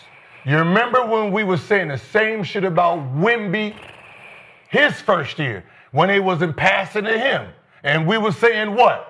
Is his first year he ain't gonna really? What were they saying? Is his first year? You know, he ain't really want to step on the show, so because he's a rookie, he just allowing this. And we were saying, nah, he the number 1 pick, he the future. He needs to say, hey man, give me that goddamn ball. No, he ain't gonna do that. He ain't gonna Flagg now in the because same he don't breath. like No, I'm about because to he say, don't in like the him. Same breath. No, Be- not in in the the same same breath. Because he don't like him now, he's supposed to tell. When you was for Wemby, it was okay. No. It's okay. No, We're talking wait, games. wait, no. He was for Wemby, not saying anything because he was a rookie. You know, he's just a little timid. Wait till we get to Nigga it. just making up shit, Shit, he man. got the Wemby jersey. And Wemby just jersey and making up everything. shit. You remember? Man. It was big. Everybody was like, yo, they not even giving him the ball. It was a big thing. What's the name? We talked about, yo, he should demand do. Oh man, you know how it is when you first get there, man. You just Who trying to said get that? The man who was wearing the number 1 jersey. Oh, you making up shit. Wembanyama. You know the people watching you. The They cameras watching. on, man. You know these niggas watching this shit. They can they tell are when you taping. lying, man. Stop. Thankfully, this show's still Look, the going. shit is already cooking, so you already in this motherfucker. You niggas is already in here. I done grinded you up and put you in seasoning. I don't even need y'all physically. I can just Don't even need no spoon. Don't even need y'all physically. I don't need to put you in the bag or nothing. I've grinded it. All right, well, I use the voodoo and let's keep this thing moving because we can spend all day talking about this particular topic. We've got a lot of other stuff to cover in the show. By and large, the game of C. Today's podcast is sponsored by Roe. Women find confidence sexy and they can sense it, so don't let your worries about staying hard in the bedroom get in the way. Luckily, Roe Sparks is here to help. Roe Sparks are 2-in-1 prescription treatment for guys who want more control over their erections. They hit the bloodstream faster because they dissolve under the tongue, and getting harder faster means having more sex. After they dissolve, they work in 15 minutes on average. Roe stays active in your system up to 36 hours, so you can go back to back to back or be ready for the morning after. Roe connects guys with a medical provider 100% online, so there's no awkward conversation with in-person providers. If approved, treatment ships directly to their door. If prescribed, new sexual health patients get $15 off their first Sparks order on a recurring plan. Connect with a provider at roe.co/arena to find out if prescription Roe Sparks are right for you. That's ro.co/arena for $15 off your first order. Sparks is a compounded drug product. Compounded drugs are permitted to be prescribed under federal law, but are not FDA approved and do not undergo FDA safety, effectiveness, or manufacturing review. For full safety information, go to ro.co/safety-info. Y'all know. I'm getting good at this fucking prompter. You gotta change the getting hard part. Nah. Get there. Nah. You gotta say getting there faster. I've never been I talked to around Rod. a man where he said, That's "Get my hard." favorite part of the rig. Get strong. Get strong. Say Get strong, huh? getting hard. They want you to know. Roe gonna make it grow. You already know. Hey, Roe gonna make it grow. Roe gonna make it grow. Say that. Bro, don't take that, please. If you do, can you give me a little royalty, all right? Right. Sometimes out here, Christmas around the corner, I need to get Gucci loafers. Hey, you better. Let's keep this thing moving. Let's shift over to the Eastern Conference where the Sixers were in Boston to take on the Tatumless Celtics. So Paul George, Jared McCain, both out for the season opener, while Joel Embiid saw his first game action in 8 months. We will talk about that shortly. But Tyrese Maxey was ready to get back to his bucket-getting ways, and rookie VJ Edgecomb made some history in his NBA debut. So let's take a look at the highlights if we can, please. So Edgecomb got to work early, third overall pick, put up 14 points in the first quarter, which is a rookie record for an NBA debut. Edgecomb finished the game with 34 points and 7 rebounds, scoring the most points in the NBA debut since Wilt Chamberlain in 1959, third most all time. Tyrese Maxey did his thing as well with a game-high 40 points. Maxey 13-24 from the field, 7 of 9 from long range. Sixers trailed by double digits in the fourth quarter before mounting a comeback, outscoring Boston 42-30 in the final frame to get the win. Yes. Oh, you see what time it is. This is enjoyable. One of the surprises of the night, obviously Embiid back on the court. How old is VJ? 20. VJ, the Bahamian, out of Baylor. Nah. No. Yeah, he What was, year college? he was out there doing his thing. That's his first game. I like that backcourt. That boy, that's new Ant-Man. I like him because he's a defensive player too. New He Ant-Man. talk big. He talk Man. big trash. There's some big shit going on. So let's talk Sixers rookie Rookie first. of the year. More than that. Rookie of the year. That's new Ant-Man. Nah, he talk like Ant. Like, Yeah.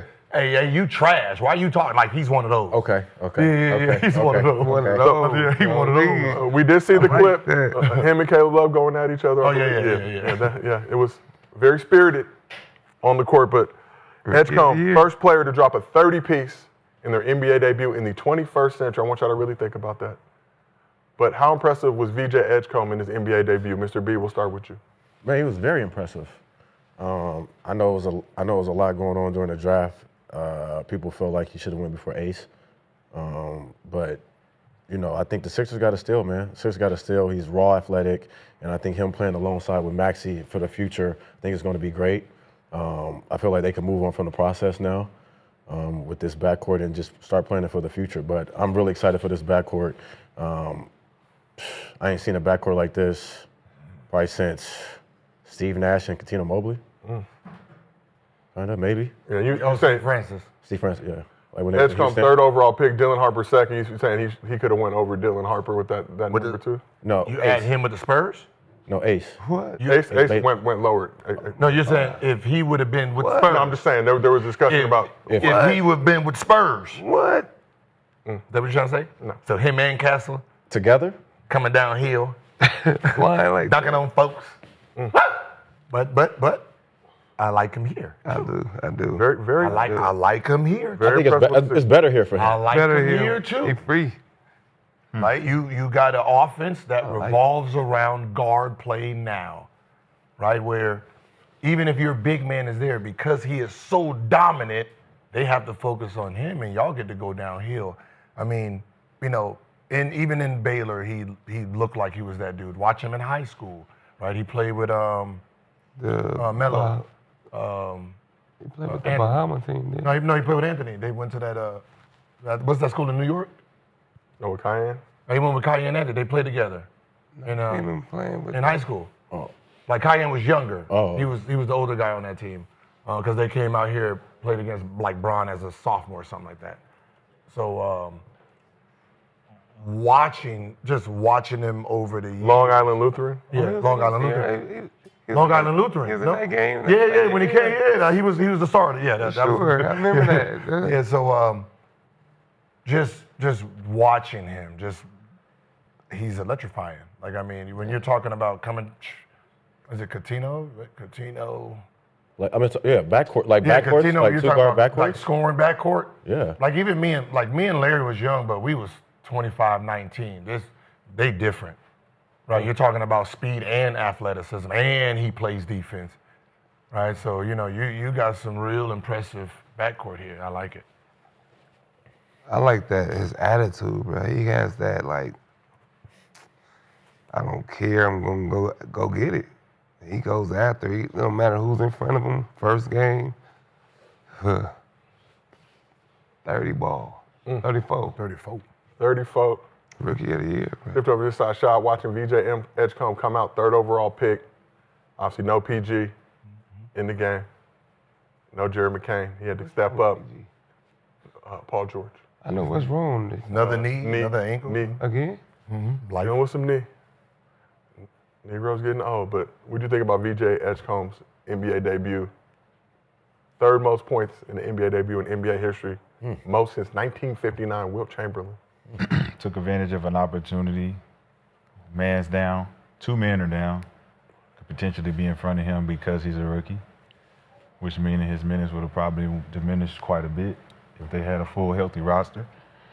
But if was a fifth, we'd be drunk as fuck. So he took advantage of that whole opportunity more than other rookies did. So you got to look at that trajectory and say, he does have a bright future. But then you say, well, what happens when Paul George comes back? Do they move Paul to the three? What happens there? Do you keep him with the firepower that he's displayed so far? As the team progresses, I don't know about moving away from the process more than seeing how he actually develops with this young core. But I think it's a great stepping stone for him, especially for his confidence.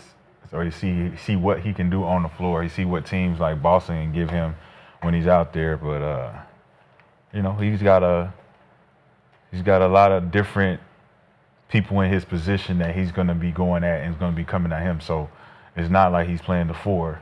You're not moving him at the four, playing him out of position. So he's playing in his true position where he can dominate, and he plays both sides of the ball, which I love. So I think I want to see a couple more games and see how he develops as a starter when he's got a guy who's getting paid $200 million in front of him. Ooh. How that's going to affect him. Who gets paid $200 million in front of him? Paul George. He's not the... Paul George is a three-man. Yeah, he's a two. That's Oubre. Yeah, Oubre started at the three in that game. You have Is Paul George a shooting guard or a small forward? Small forward. I think he's going to have to. Always been a Move around. He always been like to say. We're going to fact check that. I'm saying in this offense, based on how it's looking. I mean, he's all of 6'10". Well, Mr. B, I want to get back to you really quick. Obviously, you know about getting into it early in your NBA career. Yeah. 32, Small forward, power forward. Yeah, he always been a small forward. Let me see. 32 in your 6th career NBA game. You followed that 32 piece up with 55. They have him Took Steph Curry in the Warriors. Actually, they had him at power forward. Oh, you remember he was complaining at power forward. Yeah. But what was that like for you to be able to do that? I'm just looking at Edgecomb dropping this 34 piece. What was your emotion like after that game, just in terms of how you were viewed on your team and in the league? Just like Rashad said, just opportunity. I took advantage of my opportunity coming in.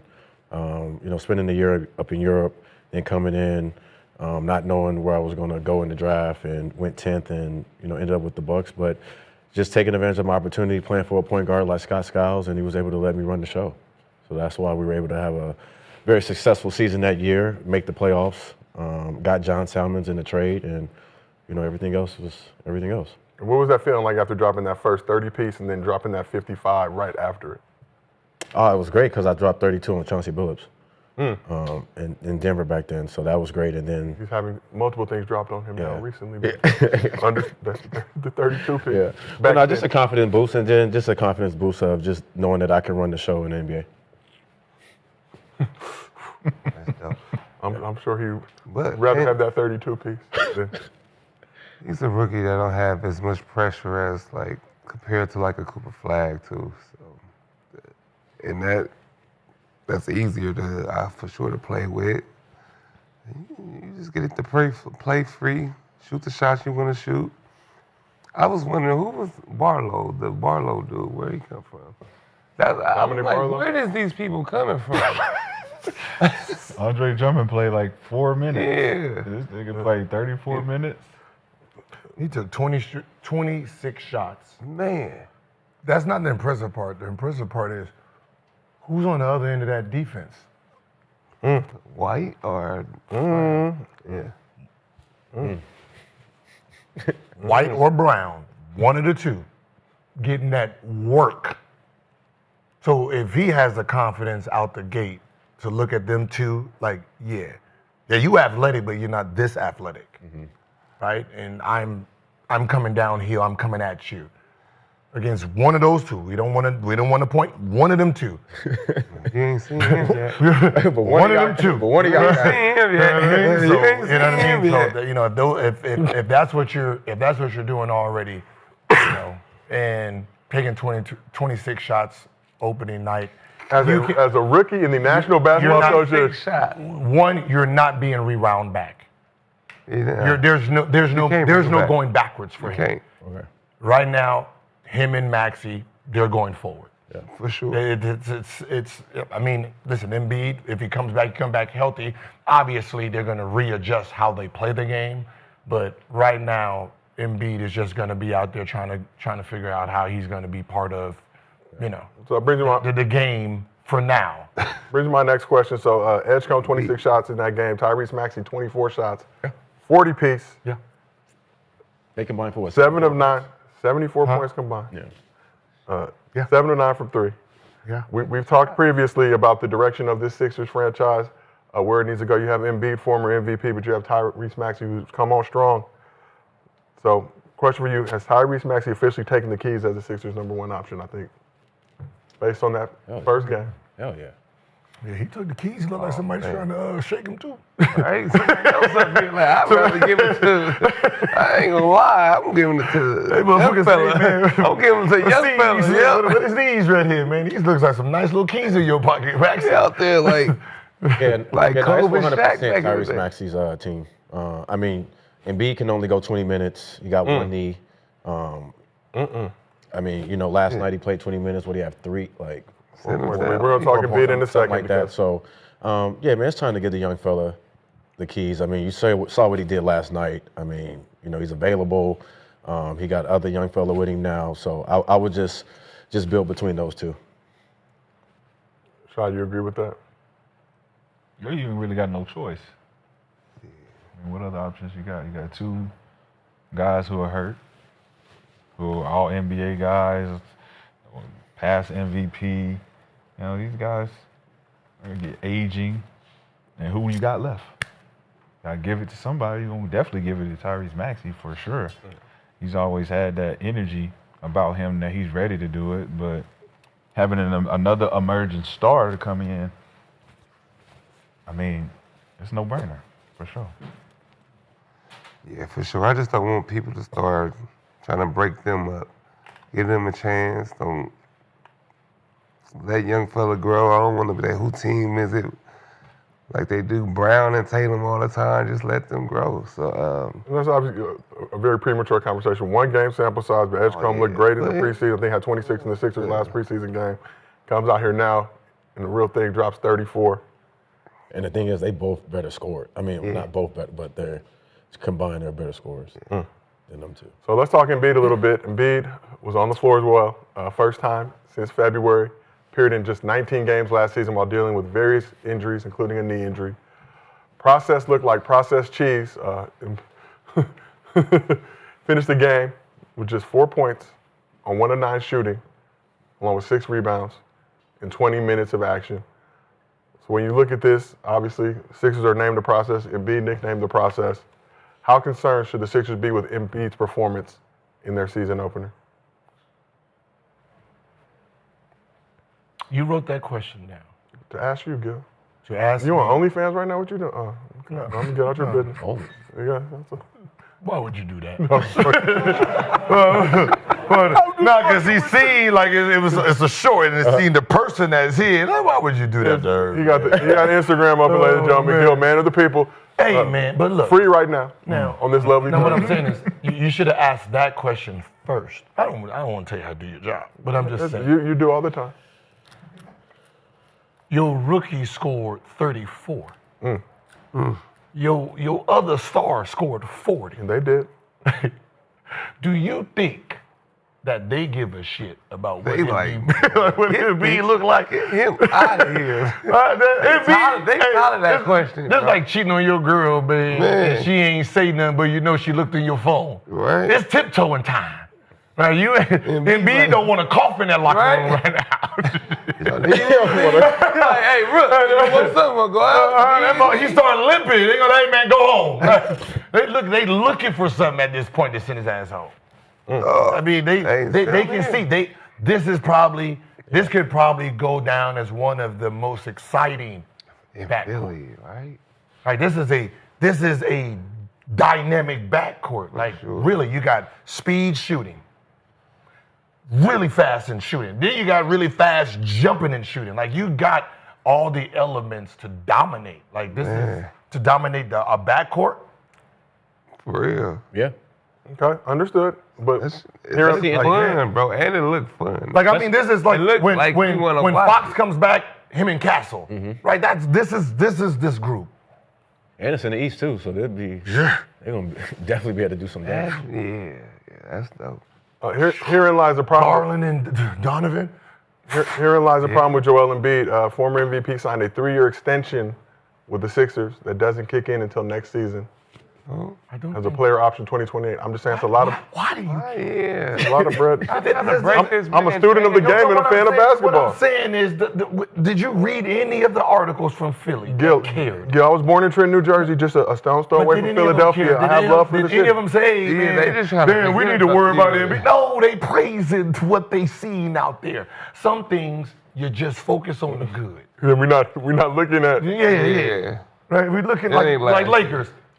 All I know is 41, 12, and 9. Luka. I don't know the record. 43, Gil. 43, my Give bad. me, you try to deny that man his 2 points. You know, so, look, it is Embiid, obviously. When he gets to cooking, it's going to change. But right now, they're going to be celebrating what their rookie did. Seeing how he looks on that floor. When he gets to cooking? Huh? When? Is it a win or is it an if, Swaggy? Yeah, that's what I'm trying to say. Like, really? It's really. It's Embiid.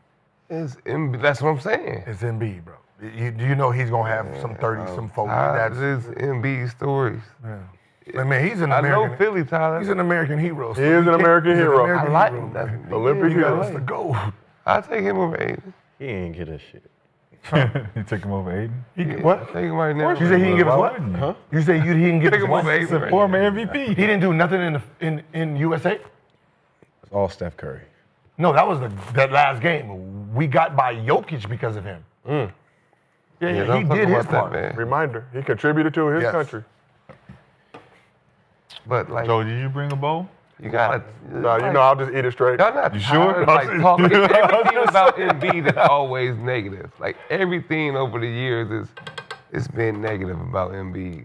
Like Well, over the past few years, right? that's Obviously, what I'm but saying. That's Like, only it's because tired of his talking only about because that of his type injury. It's not no one talks about That's his what I'm game. saying. But like, know- you never know what he see is the when he- game, so you don't see the game, so you just see negativity. Like I'm tired of talking. Joe. that's not me. It's Joe. I'm merely a host, a conduit, a vessel, if need you a will. new place to go. I'm sorry, Joe. I didn't mean to snitch on you, Damn, man. I'm He been snitching. I've been snitching all this stuff It is in my going system, around. man. It is going Do we around. need a new place to go? Like just a new fresh. No, he need a new knee. But where can he go? That's not gonna happen. Like, where can he go with that much bread? $193 million committed to him over the next 3 seasons after this one. Package a deal. We can get Rui. Who's taking that? We Who's can taking give that? up deal? Rui. I know one team that's gonna take it. Right. Who is that team, go? Who got the kind of bread that know how to hide on plain sight? He gonna join the unction? He gonna join Yeah. the Clippers. Who? The clip? Oh, the It only clip? ones. You say 190. He don't need to do. I know what to do with Clip's it. gonna clip, man. They got clipped last He don't night. need to do too much over there. The Clips gonna clip. Obviously, Oh, they got clipped last They night. got clipped. we're not gonna talk about him. We so don't out of need to. respect. He not. No show. What? Now we don't need to talk about them. By who? The Utah Jazz. We don't need to talk about them. Why not? Tough time for Los Angeles. Thankfully, the Dodgers have our back. That ass whooping look bad. That it looked bad. Like it looked like It looked they, like it old. looked like Yeah. they aged. Yeah. Like, No, it was can't bad. have No, it was old- bad. like started go. Yo, them little guards up in Utah was. God. Yeah, I saw it like, damn, James. Woo. Damn.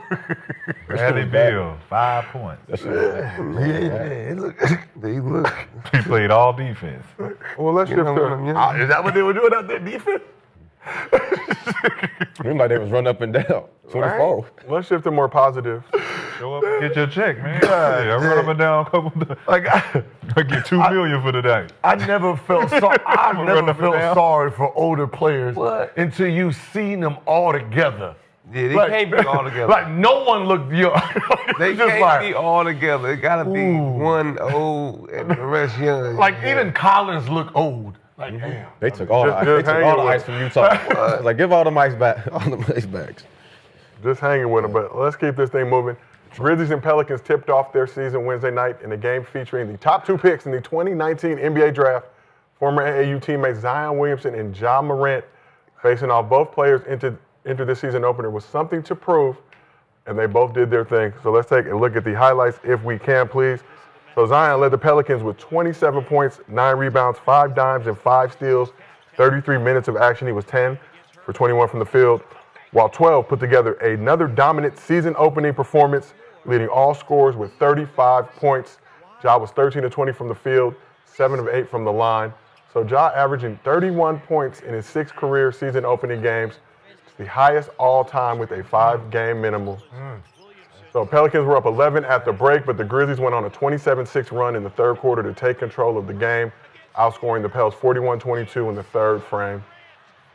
Pels bounced back to tie things up midway through the fourth quarter. But Ja got back to work. Said, not today. Ooh, I'm not gonna lie, it's just good to see Ja out here hooping. right here. There was about 30 seconds remaining, hit that nice floater. And Give the Grizzlies a 4-point lead, help put the game out of reach. you gotta show the highlight after like this. Ja was waving to his mom. Wait, he back. He back, baby. He, back. Ja Morant back. He back. Swaggy took your shoes off out of respect. Out of respect for the GOAT. We got oodles and noodles and Swaggy's feet, Swaggy. converging on each nostril. That's not a good A lot of mix. oodling and noodling. We're good to see Jack Especially Ja if his back. feet look anything like his hands. Boy, that, Wow. this shit is not going. That's not going to fare well. Good to see Ja Morant back doing his thing. Yeah, yes. This is the first opener that he's not coming in with drama around his name. And I talked to his pops, 2 days before the game, and I'm like, hey, this is it, right? You know what to do. Just do you. You know what I mean? It's time to play. Go get his name back, right? And it's great. It's great to see that he overcame it. It's great to see that this summer he took that time. You didn't see there was no negativity on his name. He's coming in with a clean slate, and now he gets to just play basketball. And let's see if he can regain that momentum. The shoes is popping. Not my style, just Adidas wise. Best shoes out. Huh? Best shoes out. Yeah, Besides any Adidas. Yeah, put like this, for that company, yeah. No, For that company, for that company, yeah. Like those the kids they can do whatever with them. Yeah. They can ID those. Yes, Those would be 5 of them. You already did? What? I'm sure. Yeah. That's the number one shot. You know what I mean? Like listen, they need a rollout plan because when he gets cooking. They roll out. Both of them, man. Him and Zion, man. It's just. It's like this is what we wanted to see their rookie year. Like every time these two got the plan, the hype machine happened. So one is healthy, one is out of trouble. Let's get it. I'm here for it. Seemed to me like both of them went to the snow. Let it go. It went to the snow. Them niggas look like they've been in the snow. It's like any other rehabilitated rapper, start listening to country music, and you start changing your tune, and you start, start hooping a little bit better. You ain't listening to that bullshit no more. Not listening to the bullshit. Pow, pow, bing, bing, get that shit out of here. Then go to the court, put on that Garth Brooks, boy. You're going to be fine. That shit going to go in. You're going to be good. Both of them, like you said, they both look like they re-evaluated what's important. Let's get back to the game, man. Fuck all this other shit. There's a couple white girls, chill up. We good. They gonna cook, they gonna clean, they gonna do something mean. They for sure look like they had a look in the mirror, but oh man, I feel like this is gonna be a big year for Ja. And he got the machine behind him. He always been a fan favorite. But just to get good media around you again will be good for Ja. And I feel like that's the next step people need. I feel like once you fall down, you go through all that adversity, you come back stronger. His game show, you forget how good he is when you just listen to what's going on, the outside noise. Ja was doing some amazing stuff out there, bro. 35, 3-3. And Zion, I think Zion too. Obviously dealing with all the injuries and stuff he's dealt with over there. I mean, both of them, and both teams too. Both teams are gonna be fighting this year. Like both teams is like I think. New Orleans had like 5 or 7 guys in double figures in scoring, so they had a nice little balance. And then Ja being I think he tweaked his ankle, but being able to play, and then Zion. I'm just happy that they both back. So now the NBA can get their young superstars out here, and we can start seeing guys actually compete and play against each other. So Pelicans 5 guys in double figures. The pool party. Yeah, 5. The pool party was out there. But Grizzlies 7. Yeah, 7. Yeah, okay. 7 in double figures. It was a good balance of that game was good, man. Yeah, that game was good. The pool party. There was obviously situations too during the game. You see the crowd? That's what I'm saying. It was a good game. So since his "I'm fine in the West" comments back in December 2022, the Grizzlies have failed to advance out of the first round, missing the playoffs entirely in 2024, getting swept by the Thunder in 2025. Grizzlies still do have a solid core. Traded Desmond Bane to the Magic this offseason for KCP, 4 unprotected first-round picks and a pick swap. It's a tough Western Conference. We know that. But how much faith do you have in Ja to get the Grizzlies back into contention in this West? That's who they was missing, Bane. You remember? I remember because he was killing in Orlando. Yeah. No. Just watch Ja. We just care about Ja. Yeah. We don't care about the team, man. Ninja Turtles. Why do y'all always push this team shit? It is a team game, dude. This is not football, man. There's some players that we treat like it's tennis. right? It's just them out there, right? Since when? We just care when? about him. Since when? Michael Jordan all in the 80s. Kobe Bryant after Shaq left. Right? LeBron every year. Like sometimes we just care about the player, right? Steph for the last couple years, right? Okay. It's them. Okay. Right? You know what I mean? Like we know sometimes like the team's success would not be there, but we still want to cheer for him. Right? Right now we get Ja's back. Zion's back. That's it. I don't gotta care about if the Pelicans is gonna win or is Memphis gonna win. It's not like we gonna watch it. You're not You ain't gonna watch it. You're not gonna watch the Grizzlies. Yeah. I'm gonna watch y'all. Watch that first round. Huh? With them two? What? No, if it's them What? two, yeah. If it's them that two, first round, what? With them, if it's them, first round playoffs? Yeah. if it's them two. Hey, all this money I'm paying for League Pass and all these streaming services, I'm gonna watch as much basketball as possible. You're right. Shit. Shit costing a grip. Let's go see I might every need to day. snitch on them too. We might have to Putting the drop a prices dime on out. them. It's crazy, man. Rashad, you think this Grizzly squad can get back into contention Not or what? for real. Right? I know that kind of hurt your feelings when Rachel did that to you. No, it did. I know that. Because, no, it hurt because you like to play. No. Yeah, I like to play, but this is what was written. It kind of And we friends. This is what was written. Damn, Rach. I messed up the vibe. It wrote, this is what she wrote. I have absolutely no idea whether Gilbert Arenas is involved in an investigation that led to today's FBI arrest. What did you have to do with any of you? I read all the articles. I did not see the name. Gilbert you Arenas. writing that for real? Like I just like the Nino Brown, that's funny, Snitch Arenas, that's funny. I get that, but this is what you writing? Good job. Like, are you not reading? Good job, Rachel. I told you it worked. It worked. I'm trying to take I mean, listen, I don't want to see somebody downfall, so I'm not going to go out there and say what he's in for, but you might want to read. It have nothing to do with that. Like, he is the coach of a team. I tried to get you out of here Gambling. already. Right? I'm just I tried saying to that. make it Swaggy's arena. I tried to get I your see you ass trying out of to here. That didn't work. It did not. Shit. I'm gonna say, man, involved in this everything. is NBA games. That's what this is. This is not poker stuff. This is NBA games giving out NBA information. All of those guys, if you must know. My name is Bennett. I'm just saying. So, I'm you not in know it. what I mean? But hey, listen. tree. When I troll, just let me troll. I'm allowed to. Goddammit. Shit. You're allowed to be a snitch, right? I know what I'm gonna be for Halloween. A damn snitch. A damn snitch. I'm Master Splinter at his finest. Right here with the rat suit. Remember I snitched on you? You remember? You got pulled over right after. Yo, you got I did. Yes, I sir. know. That's how I know you told the police. you got to come in with the day outfit. Friday, you got to come in with the day outfit. You know when Paul Pierce got in trouble on the freeway? He just left here. 10 minutes. Reported. Boom. Yep. That's insane. No. The funny part is for real. No, for real.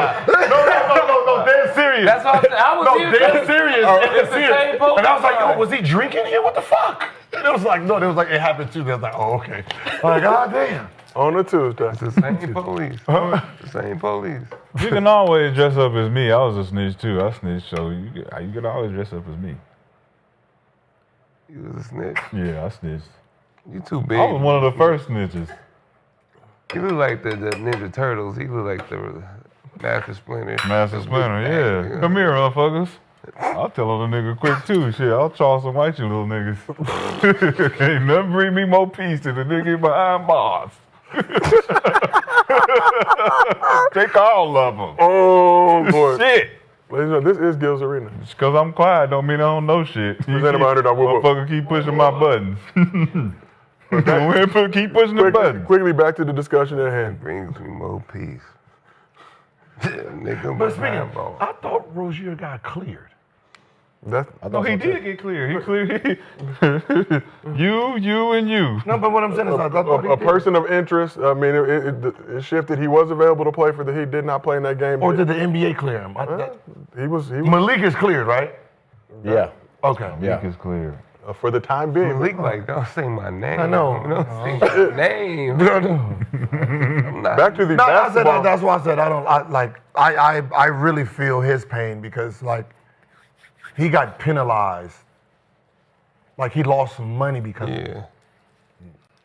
He lost money because of what happened, and you got to reward this man for that. You can't just throw names and shit, and then just we dropped it. We didn't find nothing. I was in the middle of negotiating. Where's my money?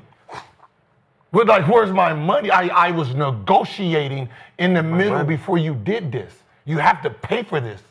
That has to be part of a crime. You can't do shit like that. Uncle Sam does I not think the give. real crime is when I was betting over and them niggas was betting under, I was the one losing my bet. They didn't tell nobody. Somebody owed me some money. They didn't tell nobody. Because I was missing shit by one little mark. I'm like, all greens and him? What the fuck is Terry out here doing? Terry, what you doing? You supposed to be averaging 12 and you didn't subbed out the game at 7. Somebody owe me some goddamn bread, man. I'm pissed. Right. All right, well. Remember when that work put me out there? No, they gotta pay too. Which one? She messed up all my relationships. The one you put. Was she from Charlotte? Do this like that's wild. That's the coldest line I ever heard though, just being recorded. You said, are you gonna suck then like you said you was? I'm like, like nobody said no. It was one of those things before like viral was going viral. Yeah. He got recorded. He looked dead in the camera and asked that question. I'm like, What I say? God save me. God please. You gonna save me. do what you promised, like you said you Give him gonna a head like you promised. You see, like you promised. I'm like, Sound like some shit. Niggas. I mean, they do say a promise is a promise. bro.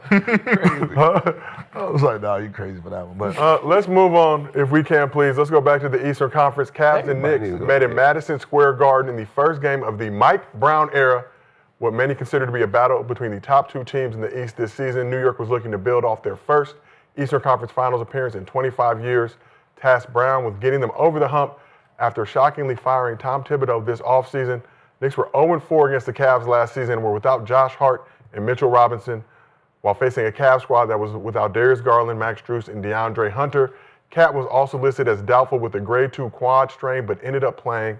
So earlier this week, the Big Bodega raised some eyebrows when he was asked about his role with the Knicks offense and responded, "I don't know." So Knicks came out on fire in the first half, taking a 15-point lead in the break. Donovan Mitchell tried to put the team on his back in the second half, scoring 21 of his 31 points in the third quarter.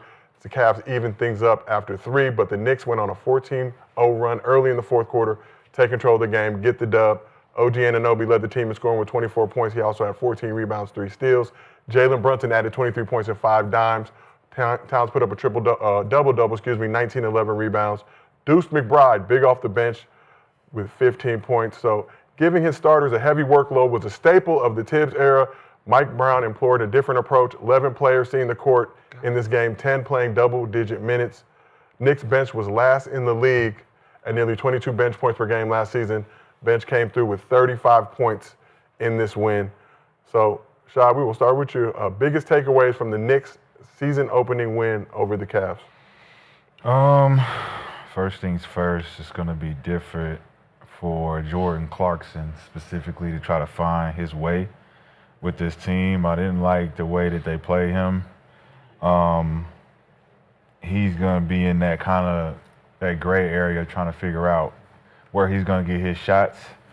You got Brunson, OG, you got Bridges. They're going to do their thing. They're going to be their 1-2-3 punch. And you got Towns at the 4. Them trying to figure it out at the, Towns at the 5 trying to figure it out at the 4. But between McBride, Shamet, and Clarkson, those 3 gonna have to figure it out. And I think Jordan's gonna get the tail end of it just because he don't really play defense like that. I think Deuce coming in, playing a huge role defensively, gives him a better edge. And then Shamet can really shoot that thing. He's a more consistent shooter. But I think Jordan is he's the X factor. He can really give you a lot of different looks. If they go small, I think he'll have an opportunity to play in that lineup. But I think if you do bring him off the bench, you got to run stuff for him. You got to give him some actions. You got to make him a premier player on the second unit if you're going to have him on the team, because he's got too much game to not be utilized. But outside of that, I'm pretty pleased with what Mike was able to do as far as his game plan.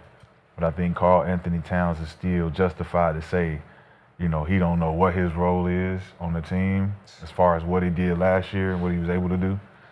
And I think that was Tibbs' freelance offense that he was kind of pleased with, because he could just do what he wanted. And I think Mike is more structured. So it's going to put the Knicks in a good position with Jalen knowing what he's doing, but Cat not really knowing. I think they setting up a trade for Greek Freak. The Greek. Mr. B, how do you feel about that as our resident Milwaukee Bucks fan? Mr. Bucks in 6. The Knicks, they're still slightly favored because the East is still open right now. They did go 11 deep last night on their bench, which they didn't play their bench a lot last year, so that was good. But yeah, the biggest question mark is Cat. Cat said he doesn't know his role and his position and things like that, so that can be some drama in the locker room, especially after having the year that they had last year, that amazing run. So coming back this year, you still don't know your role and you don't know where you fit in offense. It can cause a lot of drama. So, but the good thing is the East is open. So, we'll just see what happens. They took care of business one game. So, yeah, 19-11. Like I said, 0-4 against the Cavs last season. Cavs started the season on a 15-0 winning streak. Yeah. Now they're 0-1. Took that L. Yeah. Top seed in the East last year. Looking to reclaim that in a weaker Eastern Conference, but the Knicks have something to say about it. But let's shift to this side, gentlemen. What biggest takeaways from the Knicks season opening win over the Cavs? I would say Mike Brown, for sure. He's a good coach. Somewhat, I feel like. Somewhat? Nah, serious. Like some stuff he do where he try to prove and yell at the stars, and that stuff could get him fired. When you try to put the stars. May have done so already. And that's the thing he's gonna have to figure out with Towns for sure before the media do Towns versus Brown. And another thing, I kind of don't like what he does with scores, like a Clarkson for sure. Somebody that could be a spark off the bench. Somebody you're gonna need to have confidence come playoffs, because you're gonna have one of them games where you're gonna need him make shots, that X factor. So you're gonna have to figure that out. Who you gonna have as your 6th to 7th man that you give 20 minutes a night? Did you play for Mike? Yeah. Okay, that's and with the Warriors, that's how I know. So, but I know. Yeah. That was second chair Mike Brown. He said, "You don't be trying that shit over here." That was second chair Mike The Brown. assistant coach. Oh, he was an assistant. But I can see he does a lot of. I ain't as nice as boss. That's funny. Yeah, I see it. I've been there. The biggest takeaways for you with this Knicks squad this season? Tibbs, obviously, like I said, super reliant, playing on starters, heavy workload, not really utilizing the bench as much. Mike Brown. During the season, opening night last year, 12, second game, 12. Same shit. Actually, these starters played more this game than they did first game last year. Okay. What did I take away? Nothing. Karl Anthony played like he didn't know where he fed in at in the offense. It looked like it. What happens when Josh Hart gets back, right? Because it seems like the best players that are in that top 8, 9 are all guards. It's all guards. It's a guard-driven, and you don't have enough athleticism to protect it. So you got Clarkson, you got Josh Hart, you got Shamitz, you got McBride, which I like him, right? That explosive. Shout out Deuce McBride. Deuce McBride likes you too, Gil, friend of the program. Like I wanted him to be like you and Brunson, because you can push the ball down court and probably get an easy layup.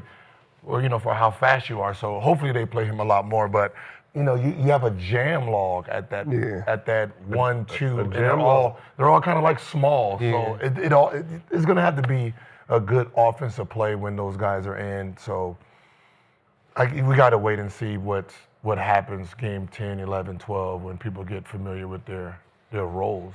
But right now it's it's a good game. The better players played well. You see Donovan Mitchell's already starting off like, let's go. So, just took the L. I think that lineup that they used specifically was for the fact that Cleveland plays big.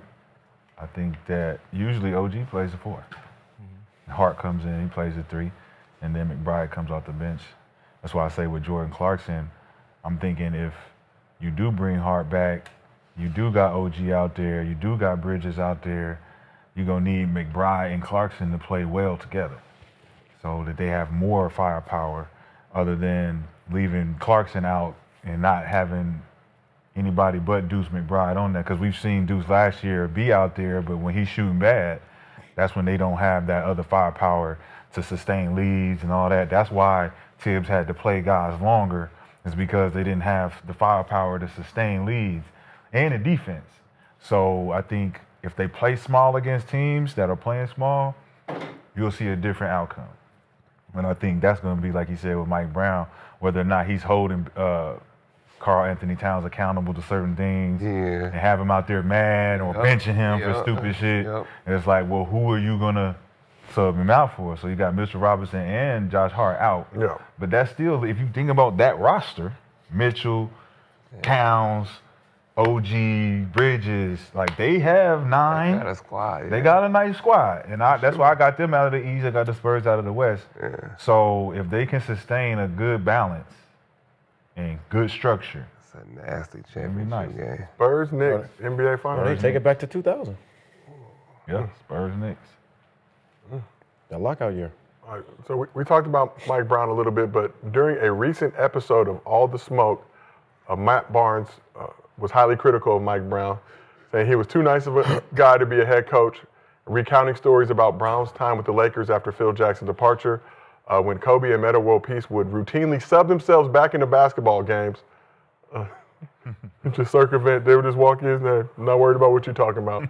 So Barnes also touched on Brown's time as head coach of the Kings, where after helping the Kings in their 16-season playoff drought, winning Coach of the Year in 2023, he lost the locker room, was fired around Christmas last season.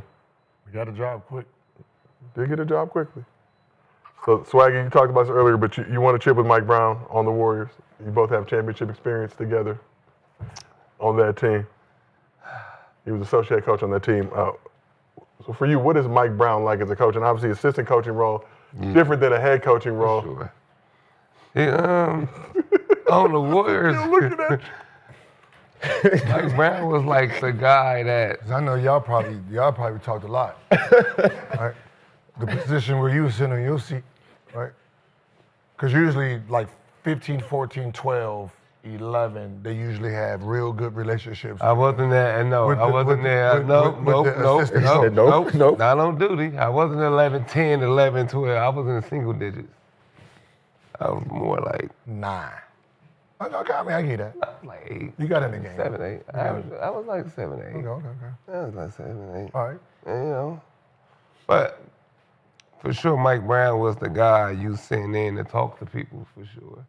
He was, cause that was his role. When somebody wasn't playing right, or when they needed to calm like a Draymond down, you send the fluffer.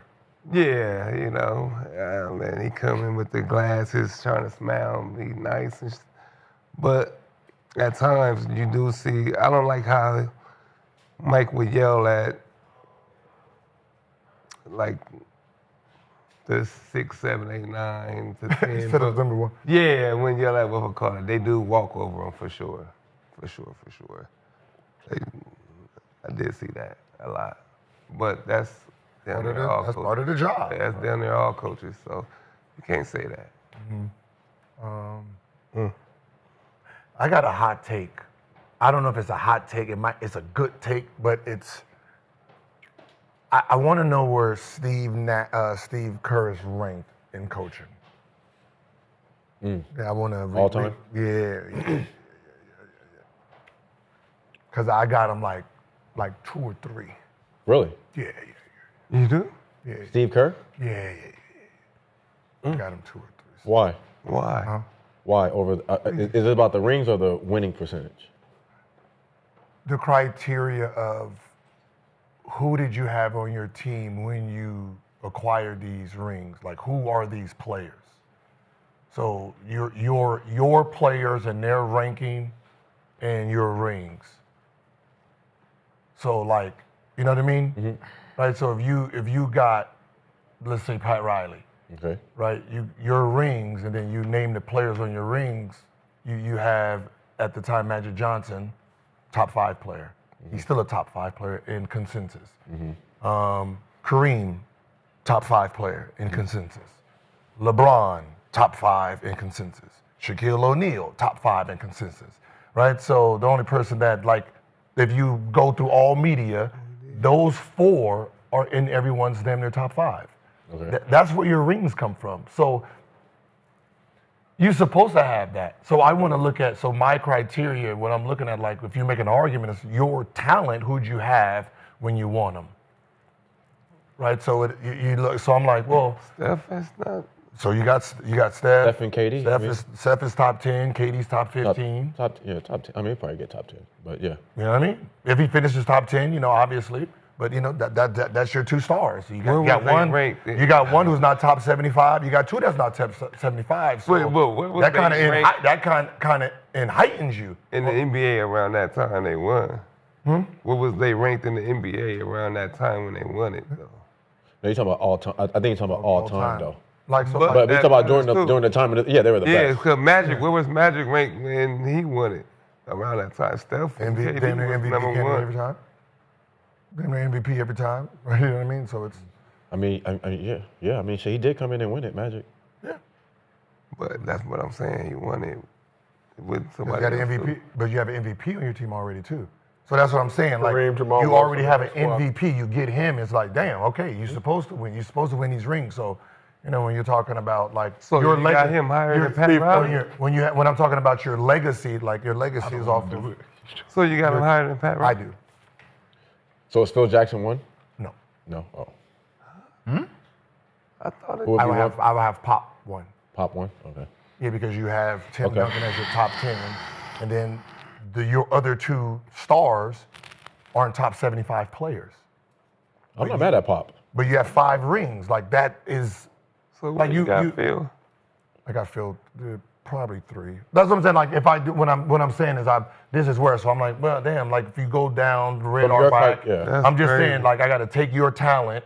Mm-hmm. Who'd you have on your team when you won, and then go like that versus just looking at your percentage record and then say, oh my God, because you have the best winning percentage, you are the best. It should be winning percentage plus talent. We need a list. We need a top 10 list then. Jordan and Pippen. You got Jordan, Pippen, Rodman, then you have Shaquille O'Neal, Kobe. And Kobe. How many 3-peats did George Popovich? How many 3-peats did he have?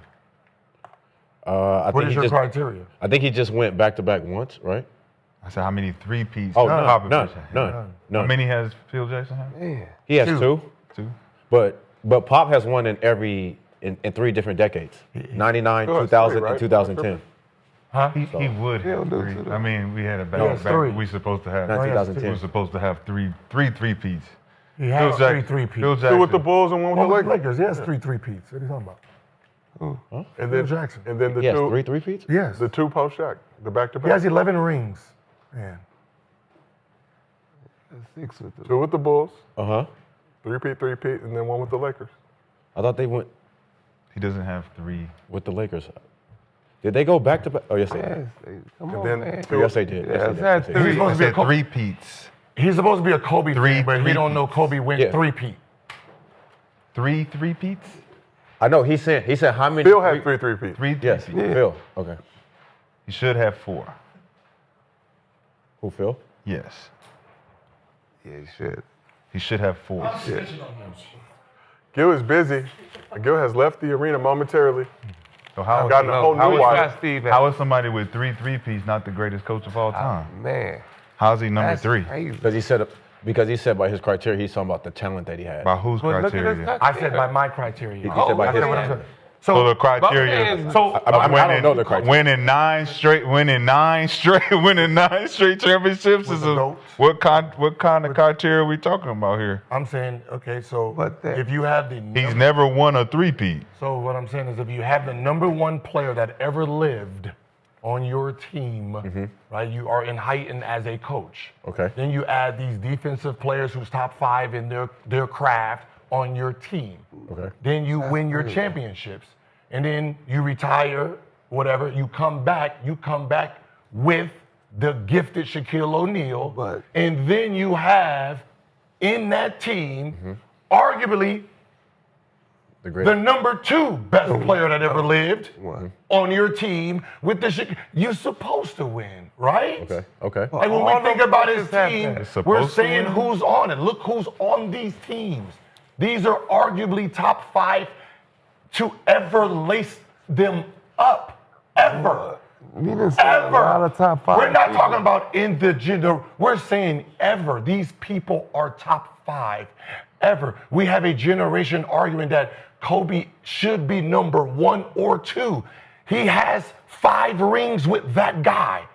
The one they're trying to jump him over, he has 6 rings with that guy. Think you trolling, man. It don't even make sense. It don't make sense that if you got the Popovich number is 1 a better player, coach than Phil Jackson. if you had the This number, doesn't make sense. how many rings would mean, Phil Jackson You have? said it was a hot take, though. What You didn't say it was a hot I'm take. saying if you give I'm glad Pop, you led with that. if It you was a hot give take. Pop What the fuck? Michael Jordan and the Bulls, Yeah. does he not win? If? Do you Did you give say him if? what's the name? Because I swear he beat the same teams that Phil Jackson had with his roster. That's a hypothetical, though. No, he beat them with his roster. Tim Duncan played against Michael Jordan. When the Lakers was favorite during the lockout, when Michael Jordan retired, the Lakers was favorite. San Antonio won that championship. Yep. In '99. You should know your you would know your basketball because Phil Jackson was not coaching in 1999. No. They went into the lockout. I know he came They back. went into the lockout because they was trying to figure out if Who won the championship in '99? Michael Jordan was going to come back. What'd you Right? say? Say it They again. was trying to figure it out. right? Say it again. Who won the championship? San Antonio Spurs. San Antonio. Who was favorite? I don't know. I know that Phil Jackson wasn't coaching. No, he came after San Antonio won. 98, 99, yeah. He Yes. came to 99. Yes. That's Listen, what I- I just said. I know that. I Lakers. said Phil Jackson was not coaching. That's why they won. You hear Because they trying to figure out where Phil was going to go because he is a dynasty builder. And what happened And with where did Phil he go when he got 2,000? What The Lakers. happened? The Lakers. 3 in a row. The Lakers. And then what happened after that? What happened? Phil did, what did he do? He stepped down. He stepped down and came back. And then they won 2 in a row. And it's What like, did how I are say? we even having this when conversation? the Lakers was favorite, the Lakers were favorite when Michael Jordan and Phil Nim left the game. San Antonio, Lakers was favorite. Shaquille O'Neal's Lakers was favorite. And they lost. They got swept by the Spurs. Spurs won the championship. And then Phil went to the favorite, which was the Lakers. The Lakers was favorite both years, but they lost the first one. Yeah, they lost. They got swept, but they were still favorite that year to win the championship, coming out of the lockout. And then, Spurs won. Spurs won. And Spurs won, and Lakers were favorite again. So don't coach him out. So that means, think about what I'm saying. I'm thinking the about it. Lakers are favorite after the lockout. The Lakers is favorite to win. They got swept. I know, but Listen to what I'm saying. Going into the season, the Lakers the Lakers were this favorite. team is not some builder team. They are favorite to win the championship. Okay. Why? They get swept. They have Shaquille O'Neal, the most dominant, and Shaq and Jordan and is How gone. many times has Shaq been swept before he got to the Lakers? He was never favorite to win the championship. How many times did he get swept? I didn't ask that. When he was Every time. Before he got to the when he was Lakers, how 20 many? When he was 22. That's the same age. I When he was asked a 22? simple question. How many times did Shaq get swept before he got to the Lakers? But the question is, The question no, you guys are changing the question. You're changing it. I asked a simple question. Wait, I don't give a fuck about your question because it's nothing. Shaq get swept. Who cares? Michael Jordan was playing. So Damn. Michael Jordan not playing and he got swept. Michael again. Jordan was playing. In 1999, Michael Jordan was not playing. No. Guess who got swept? Shaq in the Lakers. Shaq Yes, and and the they were Lakers. favored. They were favored. How about this? Okay, how about this? No, Because you're talking. How about this? Let me finish it first. No. 98, who was favored to win the championship? The Bulls, right? Right. They were favored all in the 90s. Right. The Bulls. The Bulls retired. They gone. The three-time champs gone. Okay. The Lakers. Was so how good do you have to be favorite to win the championship? Yeah, right. Okay, so let's look at this team. This is not Utah Jazz. Right? You know how Utah Jazz has no chance. You go there, they're a favorite. That means they're either OKC, Houston Rockets, or Denver Nuggets. That's who the Lakers is coming into that season as. They go into the playoffs and they lose to the Spurs. They get swept by the Spurs, okay? After the championship, Spurs celebrating. That next season, they're favored again as the number one team. Phil Jackson came to that team. But why would the Lakers be favored after being swept? Yeah. Because they picked up Phil Jackson. Oh, Jesus Christ. They have Shaquille So the O'Neal year and before upcoming they Kobe was Bryant. And they have an upcoming Kobe Bryant. Upcoming Kobe Bryant. Yes. But when Phil came That's there, how good they they were. didn't get swept again. No, they won it. They won it. They won the and then they championship. won it again. They won and it. then again. They won the championship that they was favored in again, and again. But didn't win the first When one. it was a when they didn't have Phil. But they was It wasn't a game but that's seven. how good they were. It was a sweep. 4 in a row. They were Didn't good have that a year. chance. Clean. No chance. No Phil. No Phil. No Phil, no chance. No chance. When you got Phil, 1, 2, 3. We on the same page. You know what? I'm going ahead and put this back in the bag, man. I'm putting this back in the bag, Guess who was favored in 4 and 5? Who was favored in 4 and 5? Hey, I didn't bring one bowl. I would have brought you another bowl. My bad. Lakers and they lost. Up. Yeah, they was favored 6 years in a row. Yeah. Phil 7 Jackson. years in a Phil row. Jackson 6 is years in a row. Hey, without no 6 doubt, years Phil Jackson they're is in the middle best school, so they don't coach. know. They was favored 6 years in a row. Phil Jackson. I'm a Laker fan in '96. I like the Pop though because Pop won it in 3 different He eras. won it with who he had. Why didn't he You win like 3 in a Pop. row? You put Tim over what we call it. Tim Over Duncan, Kobe. Tim So I Duncan, should make Phil Tim, even what better. Tim Duncan is the greatest #1 pick ever. What I'm saying is, are y'all listening? Keep making your. If you have a Bugatti, you're supposed to win this race, right? Yes, Even for if sure. you lose somehow, you are favored to win it. So if you win 6 of them because of your engine, you don't get that credit. Pop was winning. You don't get the credit? Why wouldn't we get the credit? Why Pop was wouldn't winning we with get the development. credit? What Pop I'm was winning saying with is development Pop players. is winning. He has Tim Duncan and his two other main options didn't even make top 75. Isn't Tim Like, Duncan the come number on, one pick? What are we talking about? Tim Duncan's the #1 pick, right? Think about what we're talking about. Like, Phil did that too. Like Kobe's 2 rings, the reason that we celebrate him so much, who did he have on his team when he won those? Phil Jackson. But who did he have on his team? Phil Jackson. Who did he have on his team? Phil Like Jackson. Paul Gasol. We look at it like Phil Jackson. And Paul Gasol. No, We had Paul it Gasol was in the there. triangle offense. We had the Paul Gasol in there. Wait, hold on. So, hey, Don't wait, make- hold on. Listen, Hey, wait, hold I on. have Hey, a super hey, hold on. intelligence, and Hey, we've hold on. already talked about Hold all on. this. So what happened to Phil when they was losing? What you mean? What happened to Phil when he was losing? Nobody. What you mean? What happened to Pop when he was losing? He stayed there. But look who He he and then he stayed won there. again. You mean the 6 years in a row? I got it. And then he won again. And then he won with Kawhi. You mean the 6 years in a row? He's just like not won anything. He's won 5 rings in 3 different Since eras. when? What was the last championship he won? You know what's funny? I'm The glad, 2014? I'm glad he did that with the 2014? field. I'm glad he did that to Phil because when he talks about Kobe's 2 rings, he uses how bad the team was. I didn't use shit. I ain't never said that. And that's how great I ain't he was. never said that in my life. Yeah, you did. No, I haven't. Yeah, you did. I don't use how bad the team. I don't talk bad about the team. Everybody I never do. Everybody talks how bad Not that team me. was compared to other teams Not me. that won championships because they wasn't filled with stars. They're like, his second option was Gasol. His third option was who? He's better than LeBron because LeBron had this.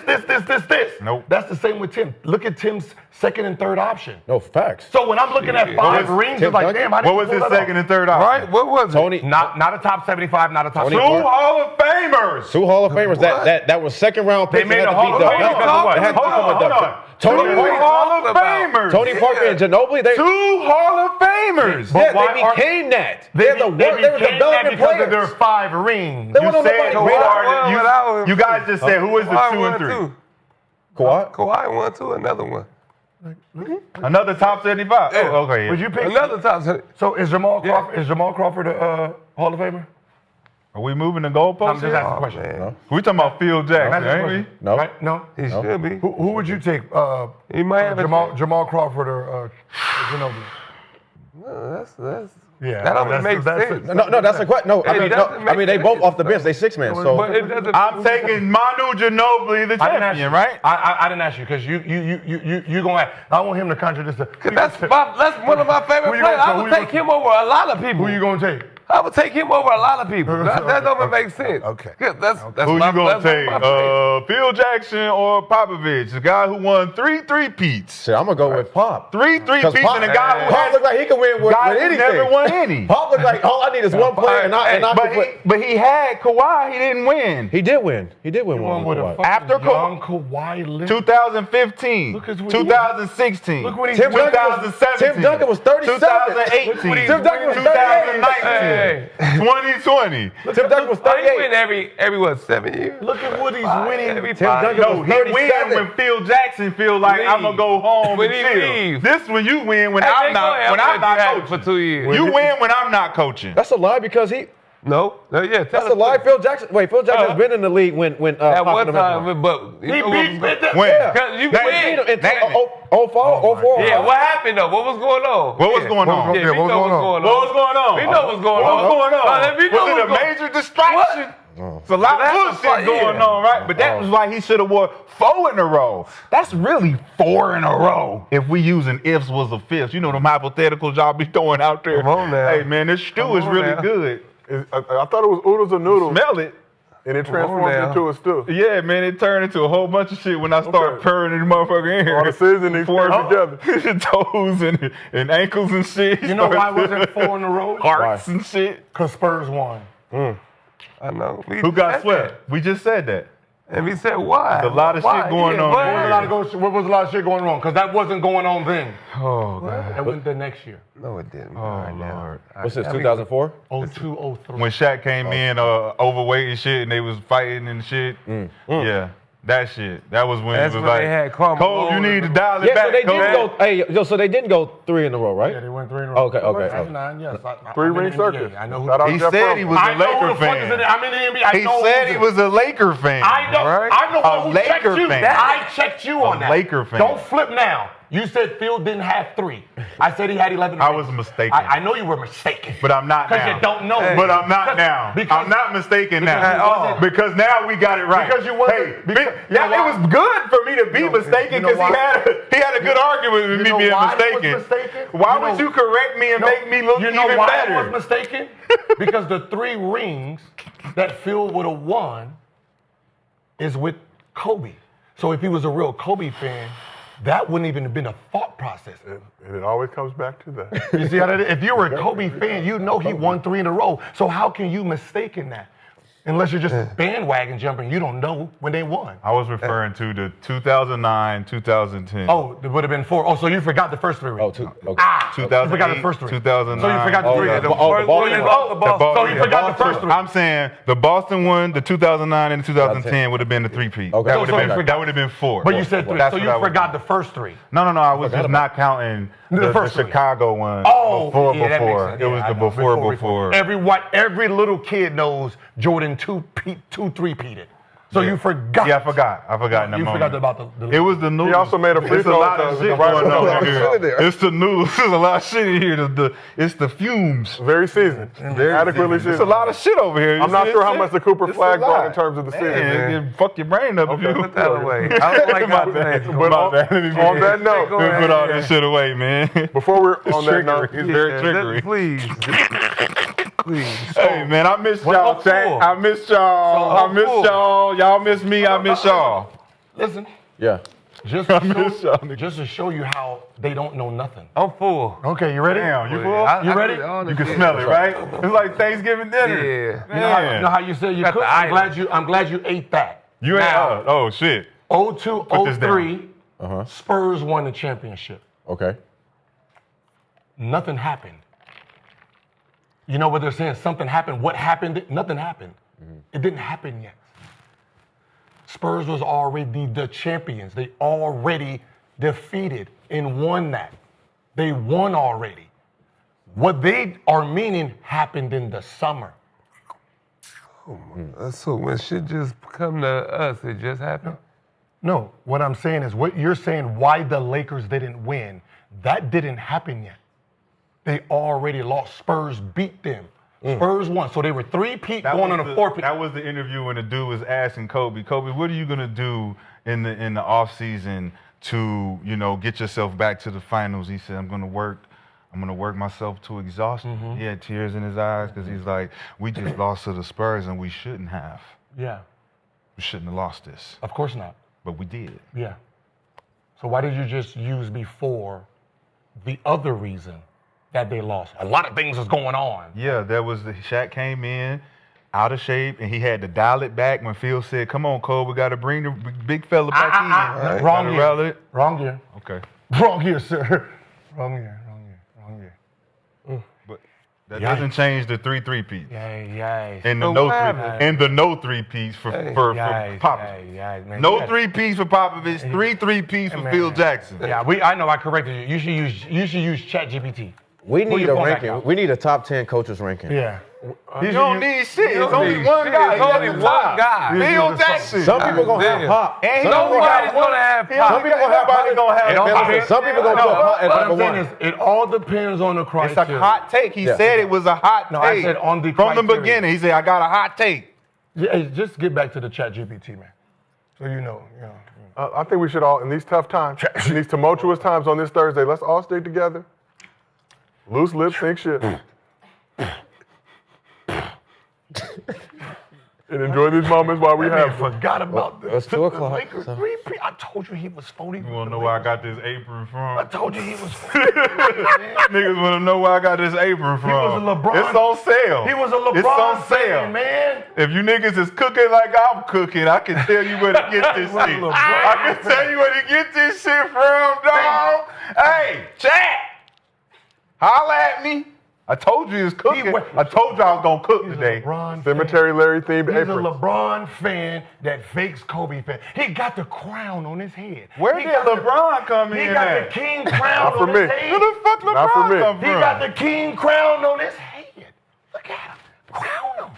That's for King James. King James right there. In our flag. King Phil Jackson, man. Fuck all the shit you talking about. Phil Jackson for the king, number one. We went from Mike Brown to Phil Jackson, His man. password This is is crazy. James. And on that note, My dad's name was James. My daddy's name Let's was go, James. man. on that note, let's move on to MostlyFans. Hey, cut it, bro. Let's cut it. Cut. Yeah, that's it. That's it, man. That's it, man. Dad's name was James. Let's move on to MostlyFans. That's it, man. Presented by our friends at Underdog. New to Underdog, use code GIL, get $100 in bonus bread or bonus entries when you play your first $5 entry, win or lose. We're praying for you guys to The win. fact that he really cooked noodles, I didn't really think he was cooking, but he He actually did. He actually did make a meal. Like, he Very actually cooked. wholesome. I'm That's like, a lot of wait, did he seasoning. Season, that's a lot of You shit in put a there. lot got of blood seasoning in pressure, there. boy. It's aroma. High blood pressure His booty today. gonna be What on you fire. mean? That's aroma. You ladies ain't and never had oodles and noodles, my nigga. Nah, that's a Y'all lot. from the West Coast. It seems like they don't even sell them out here or something. What's up? And they sell You ain't never had the oodles? Yeah. Oodles and everywhere, oodles. but Yeah, we Of noodle. you really ate. Yeah, we stopped at Food for Less growing up. Yeah. Yeah, I'm cooking. Food for Less was off the chain back in the day. I'm They had- cooking for one, my nigga. I didn't bring an extra bowl. You know No what I'm extra saying? spoons, no Y'all don't bowls. get to hear or feel this soul. I was cooking souls today. It's Shang Shung. And you made that Flawless victory. You know the funny part is, you brung that just to fuck with us, right? But I did not. I came to cook. No, but I know a teammate, because he don't got no electricity at his house, and he used that to cook. Swear to God. You know who you are. A generator? How does he get it to actually be electric? Because he lives in his car, but he don't want nobody to know it. He lives in his car, and then he uses the car battery to cook his food. That's where I seen it from. I was like, wait a minute. Mostly fans, man. Come on, shit, that's why I got it. Shit, motherfucker. Shit, I don't know how fucking. Gil not helping your case. But let's Get get in this my moving. goddamn car too.